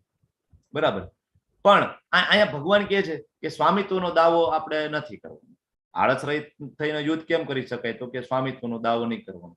સ્વામિત્વનો દાવો ક્યારે ના કરે? તો કે કોઈ લાભની ઈચ્છા ના હોય ને, તમને લાભ નફા નુકસાનની ઈચ્છા ના હોય તો તમે સ્વામિત્વનો દાવો છે એ ના થાય તમારાથી. તો કે ભાઈ લાભની ઈચ્છા રાખ્યા વગર આવું કઈ રીતના પોસિબલ બને? તો કે મારા પૂર્ણ જ્ઞાનથી યુક્ત થઈ જાય. તો કોઈ ભગવાનના જ્ઞાનથી યુક્ત થઈ જાય ને તો એને પછી લાભની કોઈ ઈચ્છા નથી રહેતી. અને પૂર્ણ જ્ઞાનથી યુક્ત કઈ રીતના થાય? તો કે સર્વ કર્મો છે મને સમર્પિત કરી દઈએ. દરેક કામ છે, પ્રભુપાદજી સમજાવે છે, દરેક કામ છે એ કૃષ્ણને સેન્ટરમાં રાખીને આપણે કરીએ. હમણાં મેં તમને ઉદાહરણ આપ્યું, માતાજી રસોઈ બનાવે તો એને યાદ હોવું જોઈએ કે ભાઈ મારે મારા ઠાકોરજી માટે ભોગ બનાવવાનો છે. ઠાકોરજી માટે સરસ મજાનો ભોગ બનાવે, આખી ડીશ સરસ મજાની બધું બનાવીને એક એક તુલસી પત્ર મૂકીને ઠાકોરજીને જમાડે, અને પછી તમે પ્રસાદ તરીકે ગ્રહણ કરો. પણ તમે જે પ્રસાદ બનાવો છો, રસોઈ બનાવો છો, તો આ આખી રસોઈ બનાવવાની પ્રોસેસમાં તમને યાદ હોવું જોઈએ કે આ ભોગ છે કૃષ્ણ માટે બની રહ્યો છે. તો એ તમારું અકર્મ છે. અને આ રીતના દરેક કામમાં કૃષ્ણને સેન્ટરમાં રાખીએ. આ જ ભગવદ્ ગીતાનો ઉદ્દેશ્ય છે. આ શ્લોકની અંદર ભગવદ્ ગીતાનો જે મેન ઉદ્દેશ્ય છે આ સ્પષ્ટપણે અહીંયા કેવો નિર્દેશ થાય છે. બરાબર, આગળ વધીએ. એટલે મેન જે પર્પોઝ ભગવદ્ ગીતાનો શું છે? તો કે કૃષ્ણને સેન્ટરમાં રાખવાનું. જે માણસો ઈર્ષાવશ થઈને આ ઉપદેશોની ઉપેક્ષા કરે છે, હવે જે લોકો ઈર્ષાવશ થઈને ભગવાનના જે આદેશોની ઉપેક્ષા કરે છે તો શું થાય? એની ગતિ શું થાય છે? તો કે એનું નિયમિત આચરણ નથી કરતા. સર્વ જ્ઞાનથી રહિત થયેલા મૂર્ખ બનેલા, તેમજ અજ્ઞાન તથા બંધનનો ભોગ બનેલા ગણવા જોઈએ. વચ્ચેનો એક શ્લોક સ્કીપ થઈ ગયો કે નહીં? 31 સર એક શ્લોક 31 સ્કીપ થઈ ગયો. સ્કીપ થઈ ગયો, ઓકે, યસ. તો 31 કે મનુષ્યો મારા આદેશો પ્રમાણે પોતાના કર્તવ્યો કરે છે અને ઈર્ષા રહિત થઈને શ્રદ્ધાપૂર્વક આ ઉપદેશોનું પાલન કરે છે, તેઓ સકામ કર્મના બંધનમાંથી મુક્ત થઈ જાય છે. કર્મના બંધનમાંથી મુક્ત થવું હોય તો શું કરવાનું? તો કે મારા આદેશોનું પાલન કરવાનું છે. બરાબર, કઈ રીતના કરવાનું છે? તો કે ઈર્ષા રહિત થઈને, અને બીજું તો કે શ્રદ્ધાપૂર્વક. આ બે ક્રાઇટેરિયા છે ભગવદ્ ગીતાને સમજવા માટેના. ઘણા બધા એમ કે નહીં હું તો ભગવદ્ ગીતાના એક એક શ્લોક મને આવડે છે, પણ તમને કૃષ્ણમાં શ્રદ્ધા છે? તમે કૃષ્ણના પૂર્ણ પુરુષોત્તમ માનો છો? તમને ભગવાનના જે ઉપદેશો છે, બરાબર, એમાં તમારી શ્રદ્ધા છે? ભગવાન એમ કે છે કે ભોગ લગાડવો જોઈએ. તમે ઘરે ભોગ લગાડો છો? 3 ટાઈમ નથી લગાડતા, મતલબ તમને કૃષ્ણમાં શ્રદ્ધા નથી. લગાડીએ છે સર. નહીં, આ તો એક જનરલાઇઝ વાત થાય છે માતાજી. તો ભોગ લગાડતા નથી. આવા ઘણા બધા માણસોની વાત, તમારી વાત જ નથી થતી. તમે 54 જણા શાંતિથી અહીં 2 કલાકથી મને સાંભળી રહ્યા છો, એનો અર્થ જ એ થાય કે તમને કૃષ્ણમાં શ્રદ્ધા છે. કોણ 2 કલાક બેસે અત્યારે? બરાબર, તો તમને કૃષ્ણમાં શ્રદ્ધા છે. બરાબર, પણ ઘણા બધા આવા માણસો મેં જોયા છે કે જેને ભગવદ્ ગીતા આવડે છે, ભગવદ્ ગીતાના શ્લોકો આવડે છે, એના અનુવાદો બોલે છે, પણ તમે એને પૂછો ભોગ લગાડો છો? તો કે ના. તમે સાત્વિક ભોજન જમો છો? ભગવાન તો કે છે 18મા અધ્યાયમાં શું જમવું જોઈએ. તમે તમે એનો તમે ફોલો કરો છો?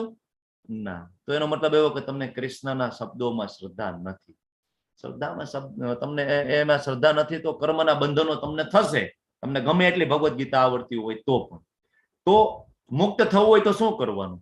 એક તો ઈર્ષા ના હોવી જોઈએ અને એક કૃષ્ણમાં શ્રદ્ધા હોવી જોઈએ. આ બે વસ્તુ છે. ભગવાનનો ઉપદેશ છે એ સમગ્ર વૈદિક જ્ઞાનનો સાર છે. બરાબર. અહીંયા ભગવાન આપણને સમજાવે છે કે મારા જે આદેશો છે એનું પાલન કરવાનું છે અને કર્મ બંધનમાંથી મુક્ત થવાનું છે. અલ્ટિમેટ ગોલ શું છે? કર્મના બંધનમાંથી મુક્ત થઈને ગોલોક વૃંદાવન ધામમાં જવું.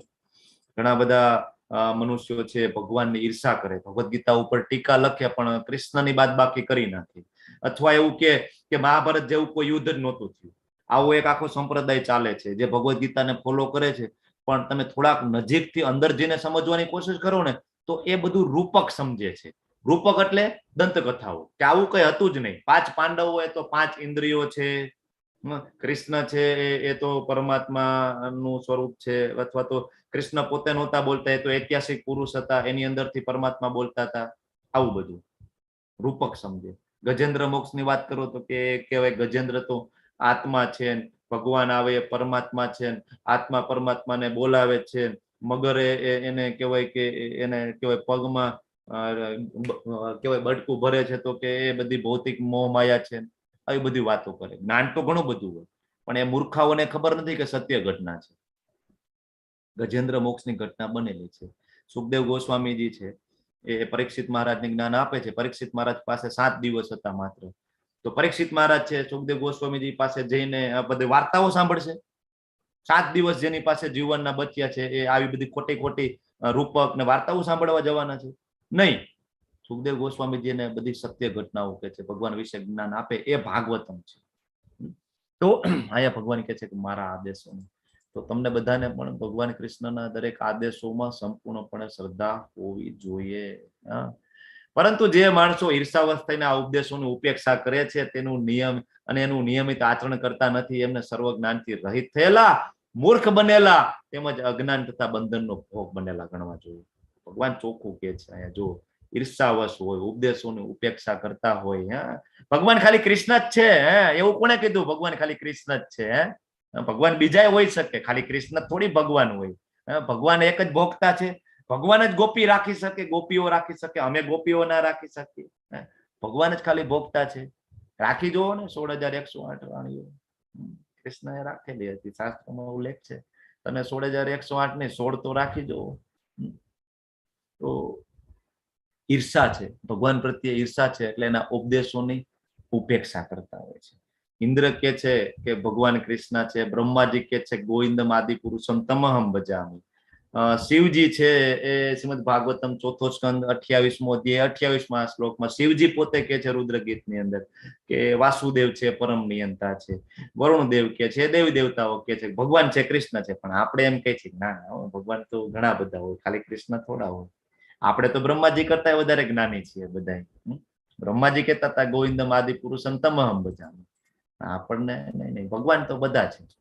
ઈર્ષા છે આપણને, મૂર્ખ છીએ આપણે, અજ્ઞાની છીએ આપણે, અને આપણે કર્મ બંધનનો ભોગ બનવાના છે. ઘણા બધા બાબાઓ, ગુરુઓ, પાખંડીઓ મોટી મોટી કથાઓ કરતા હોય છે, મોટા અવાજમાં કે આ રીતના જીવન જીવવું જોઈએ, સાસુએ એની વહુ સાથે આ રીતના જીવન જીવવું જોઈએ, આવું કરવું જોઈએ, તેવું કરવું જોઈએ. 2 કલાકની કથા સાંભળો, કૃષ્ણનો ક્યાંય શબ્દ જ ના આવે. બધા પાખંડીઓ છે. જ્યાં ભગવાનની લીલાનું વર્ણન થતું નથી, જ્યાં ભગવાનના ભગવદ ગીતાના ઉપદેશોનું જ્યાં વર્ણન થતું નથી, એ માત્ર ને માત્ર બધા પાખંડીઓ છે. પોતે તો બધા ડૂબવાના છે અને એ બધા એના ફોલોઅર્સને લઈને ડૂબવાના છે આ બધા. કારણ કે કૃષ્ણ સિવાય ઉદ્ધાર છે જ નહીં, શક્ય જ નથી. તમે ધામમાં જઈ શકો, બીજો કોઈ રસ્તો જ નથી. તો જ્ઞાની મનુષ્ય પણ પોતાની પ્રકૃતિ પ્રમાણે જ કાર્ય કરે છે. કારણ કે દરેક મનુષ્ય 3 ગુણો દ્વારા પ્રાપ્ત થયેલી પ્રકૃતિનું અનુસરણ કરે છે. તો પછી દમન કરવાથી શું ફાયદો? ભગવાન એ સમજાવે છે કે બળપૂર્વક ઇન્દ્રિયોને કંટ્રોલ કરવી, ઇન્દ્રિયોને દબાવી. અર્જુન, બળપૂર્વક તું એમ કહેશ કે ભાઈ ના હું ઇન્દ્રિય કંટ્રોલ કરીને હું ભિક્ષાટન કરવા માટે જંગલમાં જતો રહીશ, પણ એ શક્ય નથી અર્જુન. ત્યાં જઈને તારી મન અને ચેતના તારી સાથે આવશે ને, ત્યાં જઈને તું જોઈશ ને કે કંઈક અધર્મ થાય છે, તરત તું તારું ગાંડીવ કાઢીશ ત્યાં જઈને. બરાબર છે? એટલે જ્ઞાની મનુષ્યો એ પોતાના જે 3 ગુણો મુજબ જે કઈ પ્રકૃતિ પ્રાપ્ત થાય ને, એ પ્રકૃતિનું અનુસરણ કરીને કર્મ કરવું પડે. બળપૂર્વક ઇન્દ્રિયોને દબાવવાની નથી. હવે અહીંયા એમ થાય કે ભાઈ ઇન્દ્રિયોને દબાવવાની નથી તો શું ભાઈ, ઇન્દ્રિયોને બિલકુલ કંટ્રોલમાં નહીં રાખવાની જે કઈ ખરાબ ઈચ્છાઓ થાય બધી પૂરી કરી લેવાની? નહીં, એવું નથી. અહીંયા આ શ્લોક ઉપરથી એ સમજવાનું છે કે પરમેનન્ટ સોલ્યુશન નથી. ઇન્દ્રિયોને દબાવી રાખવી ને એ પરમેનન્ટ સોલ્યુશન નથી. પરમેનન્ટ સોલ્યુશન ક્યારે થાય કે તમે એ જ ઇન્દ્રિયોને કૃષ્ણની સેવામાં લગાડો. એકાદ 6 મહિના પ્રસાદ ખાઈ જુઓ, તમને પછી ડુંગળી લસણ અડવાનું મન નહીં થાય, આ મારી ગેરંટી છે. હું પોતે ખૂબ પંજાબી ખાતો, હોટેલોમાં શનિવાર રવિવાર આવે, સેટરડે સન્ડે વીકેન્ડ આવે, તમને બધાને ખબર છે ડોક્ટરોની લાઈફસ્ટાઈલ કેવી હોય. તરત કાર લઈને નીકળી જવાનું, મોલમાં જવાનું, મોટી મોટી હોટલોમાં જમવાનું. અમે બધું આ કરેલું છે, એવું નથી, ખૂબ આવું બધું ખાધેલું છે. પણ પછી ધીમે ધીમે જયારે ભગવદ ગીતા વાંચીએ, ખબર પડે અને પ્રસાદ ખાઈએ, તો હવે કોઈ સામે મૂકે ને તો એમ થાય કે નહીં નહીં, એ નહીં, કારણ કે એ મારી ભક્તિમાં બાધારૂપ છે. તો હવે ઇન્દ્રિયને કંટ્રોલ કરવાની જરૂર ના પડે, ઇન્દ્રિયને દબાવવાની જરૂર ના પડે. ધીમે ધીમે આગળ વધો ભક્તિમાં, તો એ ઇન્દ્રિયનો નિગ્રહ એ બાય પ્રોડક્ટ સ્વરૂપે તમને મળી જાય છે. જયારે વેદાંતિઓ હોય ને, એને પ્રયત્ન કરવો પડે, ઇન્દ્રિયોને કંટ્રોલ કરવો પડે, દબાવવી પડે, તો એ તમને બધાને ખબર છે કે કંઈક ખરાબ કામ થઈ જ જતા હોય છેલ્લે. બરાબર? કારણ કે 3 ગુણોના પ્રભાવથી મુક્ત થવું એ એટલું ઈઝી નથી. કારણ કે 3 ગુણો એટલે કે માયાદેવી છે, અને માયાદેવી એ કોના અંડરમાં છે? કૃષ્ણના અંડરમાં છે. ક્યાં આવું લખેલું છે? તો કે 7મા અધ્યાયનો 14મો શ્લોક, દેવી એષામ ગુણમયી મમ માયા દુરત્યયા મામેવ યે પ્રપદ્યન્તે માયામેતામ તરંતિ તે. કે ભાઈ આ જે માયા છે, બરાબર, દેવી જે માયા છે, એને પસાર કરવી, એને પાર કરવી બહુ દુષ્કર છે. દુરત્યયા, ભગવાન કઈક રસ્તો તો આપો. તો ભગવાન કહે છે કે મામેવ યે પ્રપદ્યન્તે, જે મારા શરણે આવે છે, માયા મેતામ તરંતિ તે. જેના બોસ હોય ને એની પાસે જવાનું, તો એની કંટ્રોલમાં આવી જાય. તમે કોઈકના ઘરે ગયા હોય અને એ અંદર કહેવાય કે મોટો બધો ડોબરમેન કૂતરો હોય, અને એ કહેવાય દોડીને તમારી સામે આવે, તો તમે કૂતરાને એમ કહેવાનું છે, કૂતરા તું દૂર રે, દૂર રે ભાઈ, દૂર રે. આપણે એવું કહીશું? નહીં કહી. આપણે શું કહીશું? જેનો કૂતરો છે ને એને રાડ નાખશું, ભાઈ એ ચોપડાજી અથવા આહુજાજી અથવા જે કઈ ત્રિવેદીજી, આ જોવો ને ભાઈ તમારું કૂતરાને સંભાળવાનું. તો તરત શું કે છે? ભાઈ ભાઈ બેસી જા. તરત ઓલો ડોગી છે એ બેસી જશે. સેમ કૃષ્ણજીના શરણે જાઓ તો કૃષ્ણજી તરત કે છે, માયા ગેટ ડાઉન, બેસી જા, મારો ભક્ત છે, એને હેરાન નહીં કર. તો માયા હેરાન નહીં કરે. બાકી તમે એમ કહો હું કંટ્રોલ કરી લઉં, એ કઈ થવાનું નથી ભાઈ. વિશ્વામિત્ર થી એ નહોતું થયું, તમારાથી શું થવાનું છે? ના થાય. મોટા મોટા ઋષિ મુનિઓ હજારો વર્ષ તપ કરતા ને, એને એવું હતું કે ભાઈ હું મારો ઇન્દ્રિય નિગ્રહ કરી લઈશ. કઈ થતું નથી, અલ્ટિમેટલી ડૂબી જ જાય છે. અહીં બાજુમાં આ જે ફોટો છે ભરત રાજાનો છે, આ આપણે ઉદાહરણ જોઈએ જ છીએ લેવલ 1 ની અંદર. બધ જીવો દ્વારા ઇન્દ્રિયોના વિષયો પ્રત્યે આસક્તિ અને દ્વેષ અનુભવવામાં આવે છે, પરંતુ મનુષ્ય ઇન્દ્રિયો અને ઇન્દ્રિયોના વિષયોના નિયંત્રણ હેઠળ આવવું જોઈએ નહીં, કારણ કે તે આત્મ સાક્ષાત્કારના માર્ગમાં અવરોધક બને છે. ઇન્દ્રિય અને ઇન્દ્રિયના વિષયોના નિયંત્રણમાં આવવું જોઈએ નહીં. ભગવાન આપણને સમજાવી રહ્યા છે કે ઇન્દ્રિયના વિષયો કેટલા ખરાબ છે, કેટલા, તો કે આત્મ સાક્ષાત્કારના માર્ગને અવરોધી દેશે. એ આત્મ સાક્ષાત્કાર કરવા દેશે નહીં, ભગવાનની નજીક તમને જવા દેશે નહીં. એટલે ઇન્દ્રિય વિષયોની અંદર બહુ રચ્યું પચ્યું રહેવું જોઈએ નહીં.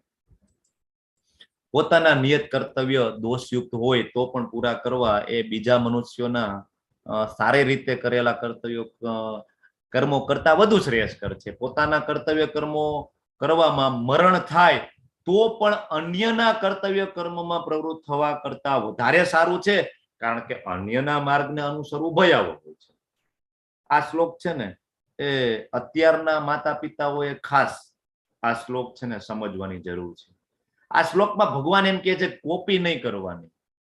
જેનો જેવો સ્વભાવ છે ને એ મુજબ જેવા જેના ગુણ છે, તમે ઓબ્ઝર્વ કરો તમારા બાળકને કે એમાં કઈ પ્રકારના ગુણો ડેવલપ થઈ રહ્યા છે, એનું એસોસિએશન કઈ ટાઈપનું છે, તો એ મુજબ એને કાર્ય કરવા દો. સ્વભાવથી વિરુદ્ધ જો કાર્ય કરશે ને તો કાર્ય કદાચ તમને બહારથી એવું લાગશે કે સારું કરે છે, પણ અંદરથી એને કોઈ દિવસ સંતોષ થાય નહીં, અને એના એ કાર્યમાં હંમેશા દોષ જ રહેશે. તમે રામાયણ વાંચો તો એમાં પ્રભુ શ્રીરામની એક ઘટના આવે છે કે એક શુંબક નામનું એક શૂદ્ર હોય છે. એ વેદોનું પઠન કરતો હોય છે, પણ વેદોનું અર્થઘટન છે ને એ પોતાના મુજબ કરે. અને બધાને ઉપદેશ આપે, જ્ઞાન આપે. એક દિવસ એક બ્રાહ્મણ પ્રભુ શ્રીરામ પાસે આવે છે અને બ્રાહ્મણ કહે છે કે ભાઈ મારા પુત્રોનું નિધન થઈ ગયું છે, મારા બાળકનું મૃત્યુ થઈ ગયું છે, આવું કેમ બને? કે પ્રભુ શ્રીરામ તમારા રાજ્યમાં રામ રાજ્ય હોય અને મારા પહેલા મારો પુત્ર મૃત્યુ કેવી રીતના પામે? એનો મતલબ એવો છે કે તમે કઈ ખોટું કરી રહ્યા છો. ભગવાન કહે છે કે આવું જ્ઞાન કોને આપ્યું? શુંભકે આપ્યું. તો ભગવાન તો દરેકના હૃદયમાં બેઠા છે પરમાત્મા સ્વરૂપે, ભગવાનને ખબર જ છે, પણ છતાં ભગવાન પૂછે છે, શુંભકને શોધ કરે છે ને શુંભકને વધ કરી નાખે છે. ભગવાન શ્રીરામ એ શુંભકને મારી નાખે છે. ઘણા બધા એન્ટી હિન્દુઇઝમ હોય ને એમ કે જો તમારા ભગવાન તો જાતપાતમાં માનતા હતા, શુંભક શૂદ્ર હતો એટલે વેદોનો પાઠ ના કરી શકે એટલે એને મારી નાખ્યું. નહીં, એનો પોતે એનું અર્થઘટન ખોટું કરતો હતો. બાકી ભગવાન શ્રીરામ તો સબરીના બોર પણ ખાતા હતા, એઠા બોર. તો સબરી કયા કેટેગરીમાં આવતા હતા?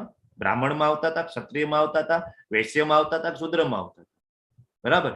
તો ભગવાન તો સબરીના એઠા બોર પણ ખાતા હતા. ભગવાન ક્યાંય જાતપાતનો ઓલો નથી રાખતા.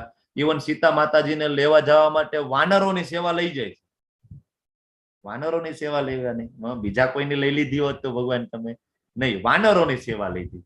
બરાબર? લઈ શકે તો એ ત્યારે પરશુરામ પણ હતા. પરશુરામને કહે તો તમને ખબર છે ને પરશુરામ કેટલા શક્તિમાન હતા. કેટલી વખત આખી પૃથ્વીને ક્ષત્રિય વિહુણી કરી નાખેલી હતી. પણ અહીંયા પ્રભુ શ્રીરામ વાનરોની હેલ્પ લે છે. તો એમાં એવું કઈ છે નહીં, ભગવાન કઈ જાતપાતનો ભેદ કરતા હોતા નથી. બરાબર? એટલે કોપી કરવાની, અહીંથી આપણે જો એકલવ્યની સેમ આવી ઘટના છે. ક્યારેક સમય હશે તો આપણે એકલવ્યની ઘટના લઈશું. ઘણા બધા સ્કૂલનું નામ એકલવ્ય રાખે. અહીંયા અમારે એક સ્કૂલ છે, એનું નામ એકલવ્ય છે. તમે જાણો પેલા એકલવ્ય કોણ છે? એકલવ્ય અસુર હતો, એ દૈત્ય હતું. તમે તમારી સ્કૂલનું નામ એકલવ્ય રાખો, તમે તમારા બાળકોને શું જ્ઞાન આપવાના હતા? તમને એ જ ખબર નથી કે એકલવ્યનો અર્થ શું થાય, એકલવ્યનો શું કામ અંગૂઠો કપાવે છે, કે એની પાછળનું કારણ શું છે, જાણતા જ નથી. શાસ્ત્રો વાંચે તો ખબર પડે, નામ રાખી દઈએ સ્કૂલનું એકલવ્ય. તો કોપી કરવાની નથી, ખૂબ મહત્વનું છે. અત્યારે બધા મા બાપ ને પોતાનો દીકરો અથવા દીકરીને ડોક્ટર જ બનાવવા છે. 12 સાયન્સમાં પર્સન્ટેજ આવે કે ના આવે, ડોક્ટર એન્જિનિયર જ બનાવવાના છે.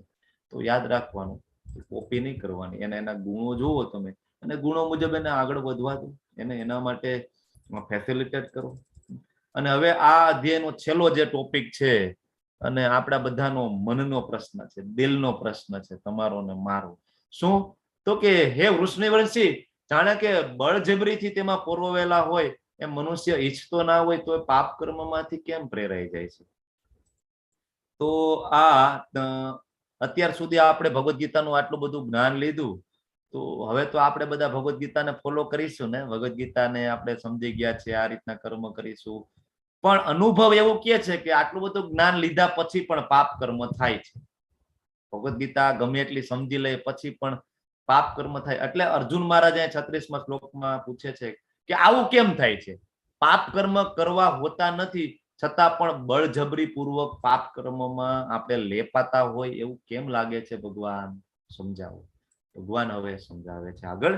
પૂર્ણ પુરુષોત્તમ કૃષ્ણ કહે છે કે હે અર્જુન, આનું કારણ શું છે? તો કે રજોગુણમાંથી ઉત્પન્ન થયેલો કામ, અને એ પછી ક્રોધનું રૂપ ધારણ કરે છે, અને એ જગતનો સર્વભક્ષી મહાપાપી શત્રુ છે. શું કામ આપણે પાપ કર્મો કરીએ છીએ? તો કે કામ. કામના બે અર્થ થાય. એક તો લસ્ટ, જે સ્ત્રી પુરુષના સંબંધની વચ્ચે જે વાસના છે એને કામ કહેવાય. અને બીજો કામનો એક બ્રોડ અર્થ એ છે કે ભોગવવાની ઈચ્છા, કઈ પણ વસ્તુને ભોગવવાની ઈચ્છા જેમાં આપણી માલિકી નથી. આમ તો આ ભૌતિક જગતમાં આપણું માલિકીનું કઈ પણ નથી. બરાબર? આ શરીર પણ આપણી માલિકીનું નથી, એ પણ આપણને મળેલું છે કર્મ મુજબ. તો જે આપણું નથી ભોગવવાની જે ઈચ્છા થાય, બરાબર છે, તો એને કામ કહેવાય. બરાબર? તો એ ઈચ્છા, હવે ઈચ્છામાં બે વસ્તુ થાય. કામ છે એ તો કાં તો સંતોષાય, જનરલી કોઈની સંતોષાતી નથી, કાં તો સંતોષાય. જો સંતોષાય તો બીજી વાર એ ઈચ્છા ફરીથી કરવાની થાય. BMW લ્યો તો મર્સિડીઝ લેવાની ઈચ્છા થાય, અને મર્સિડીઝ લ્યો તો રોલ્સ રોય લેવાની ઈચ્છા તમને થાય. કોઈ દી ઈચ્છા કોઈ દી પૂર્ણ થતી જ નથી ને. બરાબર?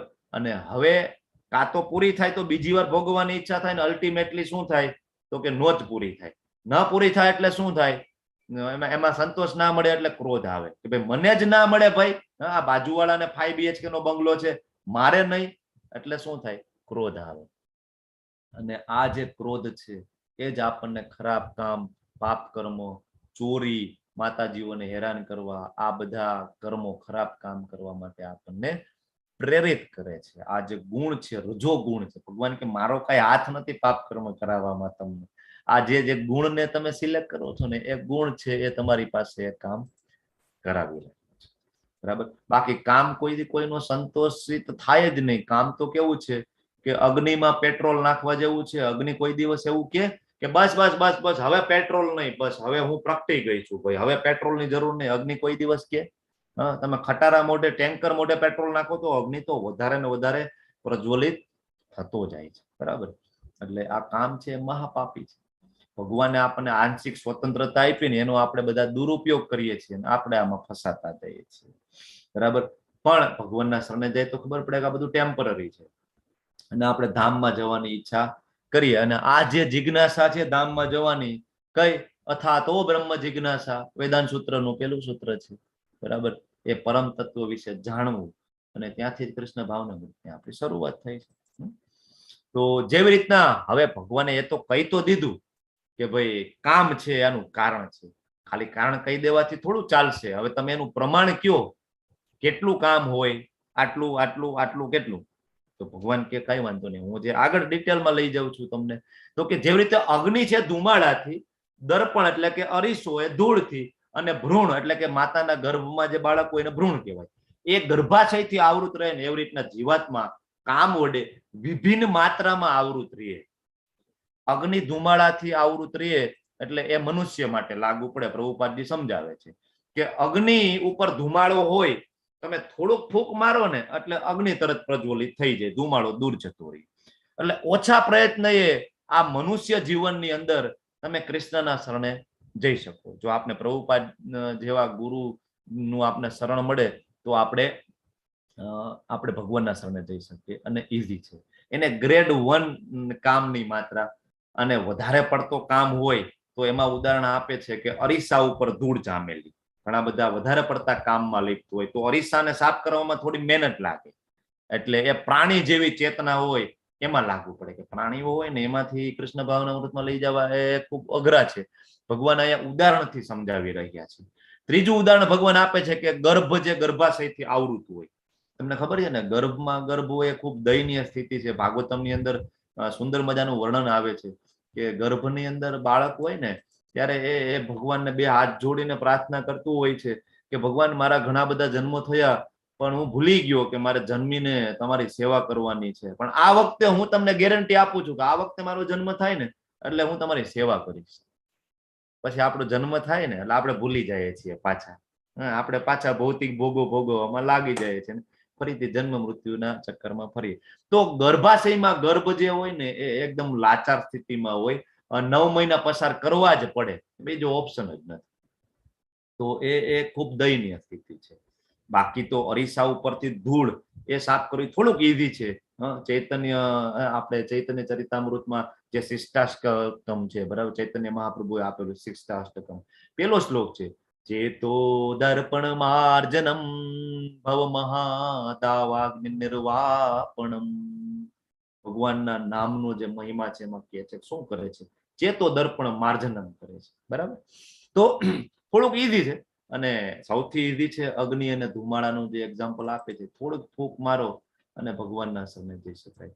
હવે આ બધા ગ્રેડ આપી દીધા કે ભાઈ ગ્રેડ 1, ગ્રેડ 2, થોડીક વધારે બરાબર કવરિંગ હોય, એનાથી વધારે કામનું કવરિંગ, એનાથી વધારે કામનું કવરિંગ. હવે આ તો કહી દીધું, તો ભગવાન હજી આગળ હજી ડીપમાં લઈ જાય છે કે શત્રુ કેવો છે. બરાબર. તો ભગવાન કહે છે કે જ્ઞાની જીવાત્માની શુદ્ધ ચેતના છે, કામરૂપી સનાતન શત્રુ દ્વારા ઢંકાઈ જાય. અને કામ તો કોઈ દી સંતુષ્ટ ના થાય, અગ્નિની જેમ બળતો જ રહે. આપણે હમણાં મેં તમને ઉદાહરણ આપ્યું કે ભાઈ અગ્નિમાં પેટ્રોલ નાખો તો કઈ શાંત ના થાય, તો એમ જ કે હજી આવા જ દો. બરાબર. કોઈ દી ના પાડે. તો ઈચ્છા છે ક્યારેય સંતોષ ના થાય. તો આ કામ છે કેવો શત્રુ છે, તો કે નિત્ય વૈરિણામ. નિત્ય, એવું નહીં કે 1-2 દી પૂરતો શત્રુ નહીં, નિત્ય શત્રુ છે આપણો. મહાશત્રુ છે. ભગવાન આપણને એમ કે છે કામ એટલે આપણી ઈચ્છાઓ, બધી જ આપણી જે એમાં બધી ઈચ્છાઓ આવી ગઈ, બરાબર. એટલે કોઈ દિવસ એ સંતુષ્ટ થતું નથી. તો રસ્તો શું છે ભાઈ આમાંથી? કામ કોઈ સંતુષ્ટ ના થાય તો how to stop it? Krishna ભાવનામાં જઈએ અને એને ફીડ કરવાનું બંધ કરી દઈએ. હવે માત્ર 3 શ્લોક છે અને within 5-7 મિનિટમાં સેશન હું કન્ક્લુડ કરીશ. તો ભગવાન આગળ હવે પાપનું કારણ તો આપી દીધું, પાપ કરવાનું કારણ આપી દીધું, એના આવરણો આપી દીધા, મતલબ એનું પ્રમાણ સમજાવી દીધું. પણ હવે ભગવાન એનું સ્થાન તો કેવું પડશે ને તમારે. અમારે કામને કંટ્રોલ કરવો છે તો તમે સ્થાન તો કયો કે કામ રહે છે ક્યાં. આપણે ક્યાંક જવું હોય તો આપણે એડ્રેસ પૂછીએ ને, ભાઈ શિમલા જવું છે, કયા રસ્તેથી જવાય, પેલા એડ્રેસ તો આપો. એટલે અહીંયા ભગવાન છે એ કોઈ પણ જ્ઞાન આખી ભગવદ ગીતામાં અધૂરું નથી છોડતા. એટલે અહીંયા ભગવાન છે કામના નિવાસ સ્થાનોનું વર્ણન કરે છે કે ઇન્દ્રિય, મન અને બુદ્ધિ એ 3 કામના નિવાસ સ્થાન છે અને જીવાત્માના વાસ્તવિક જ્ઞાનને ઢાંકી દે છે અને મોહિત કરે છે. ઇન્દ્રિયો છે એ વિષયોને જોવે છે, મન છે એ વિચારે છે આનંદ લેવા માટે, અને બુદ્ધિ છે એ વિષયો અને એ ઇન્દ્રિયોના મિલન ની યોજના બનાવે છે. એટલે આ 3 છે ને આ નિવાસ સ્થાન છે, બરાબર. પાપનું જે મુખ્ય જે કારણ છે એ રે છે ક્યાં? તો કે ઇન્દ્રિય, મન અને બુદ્ધિ, આ 3 જગ્યા. આમ તો શરીરમાં ઘણા બધા સ્થાન છે, બરાબર, પણ મુખ્ય સ્થાન આ છે. મુખ્ય સ્થાન ઇન્દ્રિય, મન અને બુદ્ધિ. ભગવાન આપણને આ સ્થાન કે તો આપણે એને જીતવાની કોશિશ કરીએ, બરાબર. એટલે બુદ્ધિ છે એ આત્માની પડોશી છે. હવે જો જેની બુદ્ધિ કામુક બુદ્ધિ હોય એ આત્માને પ્રભાવિત કરે. આપણે આ રથનું આપણે લેવલ 1 માં ભણી ગયા છે. પાછળ આત્મા બેઠો છે, અહીંયા બુદ્ધિ છે, આ લગામ છે મન છે, અને 5 ઘોડા છે, 5 ઇન્દ્રિયો છે. બુદ્ધિ જો કામુક હશે ને તો એ મનને એ જ બાજુ વાળે અને મન અને ઇન્દ્રિય અને એવી ફેસિલિટી પૂરી પાડશે કે ઇન્દ્રિય એના વિષયોથી ફેસિલિટેટ થશે અને આનંદ કરશે. પાછળ જે આત્મા બેઠો છે ને આ બધું બેઠો બેઠો ભોગવશે અને ભોગવવાનું અલ્ટિમેટલી વ્યસની બની જશે, બરાબર. એટલા માટે આત્મા છે અલગ અલગ શરીરમાં ફરે છે અને દેહાંતર કરે છે. આગળના શ્લોકમાં વધીએ, 41મા શ્લોકમાં. તો માટે ભરતવંશીઓમાં શ્રેષ્ઠ અર્જુન, શરૂઆતમાં જ ઇન્દ્રિયોનું નિયમન કરીને પાપના મહાન પ્રતીક કામનું દમન કર અને જ્ઞાન તથા આત્મ સાક્ષાત્કારના વિનાશ કરતાનો તું વધ કર. ભગવાન કહે છે કે શરૂઆતથી ઇન્દ્રિયોનું નિયમન કરવાનું છે, વહેલી તકે કરવાનું છે. જેમ ધ્રુવ મહારાજ કરતા હતા, જેમ પ્રહલાદ મહારાજ કરતા હતા, એ રીતના શરૂઆતથી ઇન્દ્રિયનું નિયમન કરવાનું, પાપનું મહાન પ્રતીક જે કામ છે એનું દમન કરવાનું છે કે જે આત્મ સાક્ષાત્કારનો વિનાશ કરે છે. ક્યારે ભગવાનના શરણે આપણને જવા ના આપી. જ્ઞાન અને આત્મ સાક્ષાત્કારનો શત્રુ છે એવો એક કામ છે. એટલે મતલબ કોઈ વ્યક્તિ બહુ કામી હોય ને, કોઈ વ્યક્તિ બહુ પેશનેટ હોય ને, બરાબર, તો એ ક્યારેય ભગવાનના શરણે ના જાય, એ ક્યારેય ત્યાગ ના કરી શકે. આત્મ સાક્ષાત્કાર કરવા માટે ત્યાગ કરવો પડે. તમે એમ કહો કે ભાઈ ડુંગળી લસણ છોડી દેવાના છે, પણ એનાથી ના થાય. ખૂબ કામી વ્યક્તિ હોય તો એનાથી નહીં થઈ શકે, કારણ કે એને ભોગવવા હોય, એટલે ના. તો આત્મ સાક્ષાત્કારમાં એ બાધારૂપ છે, બરાબર. એ શું વિચારે? મજા મજા મજા, જિંદગી મિલેગી ના દોબારા. અત્યારે જ આપણે જલસા કરી લઈએ, મજા કરી લઈએ, બરાબર. પણ ભગવાન કહે છે કે શરૂઆતથી જ ઇન્દ્રિયનો નિગ્રહ કરવો જોઈએ અને કામરૂપી જે શત્રુ છે એનું દમન કરવું જોઈએ. વધીએ.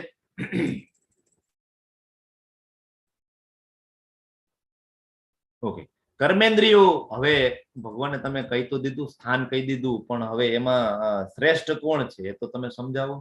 મન, બુદ્ધિ, ઇન્દ્રિય તો કીધું, પણ કોને ટાર્ગેટ કોને કરવાનું ભગવાન? થોડું એ પણ સમજાવો.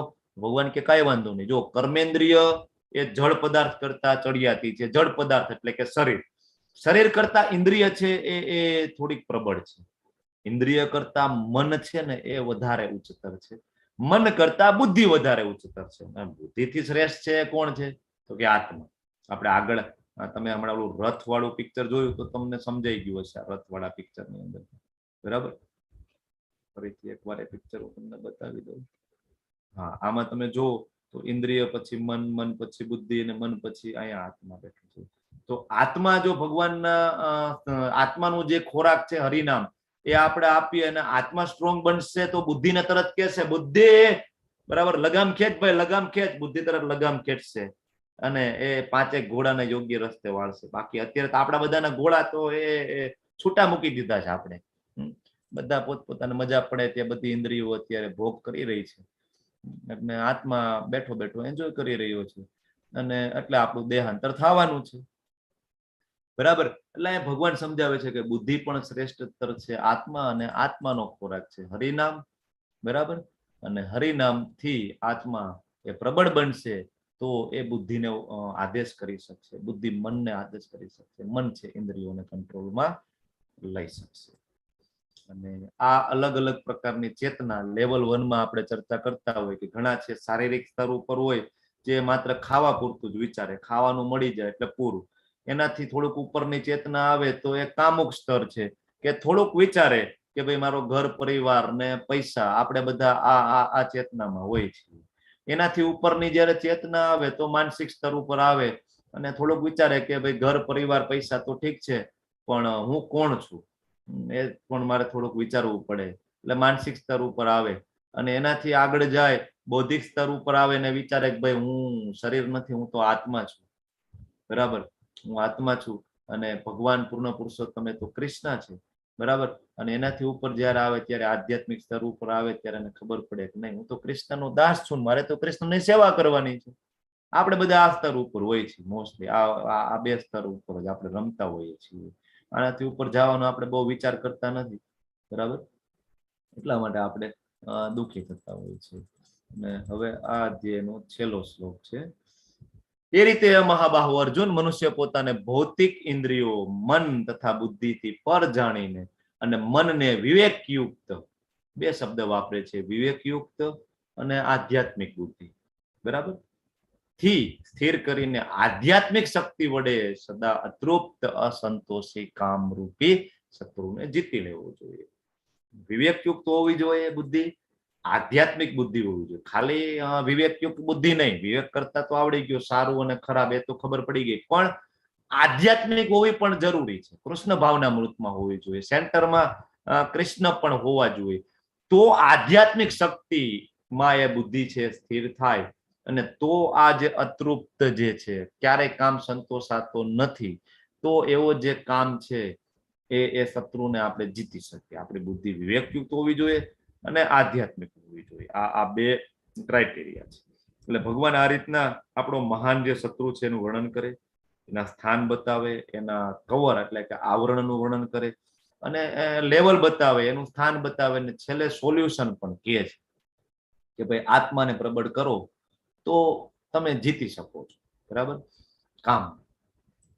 બાકી ઘણા નિર્વિશેષવાદીઓ છે, શૂન્યવાદીઓ છે, એ કામને જીતવાનો ખૂબ પ્રયત્ન કરે પણ ભગવાનની સેવા ના કરે તો એના માટે કામને જીતવું એ બહુ દુષ્કર હોય છે.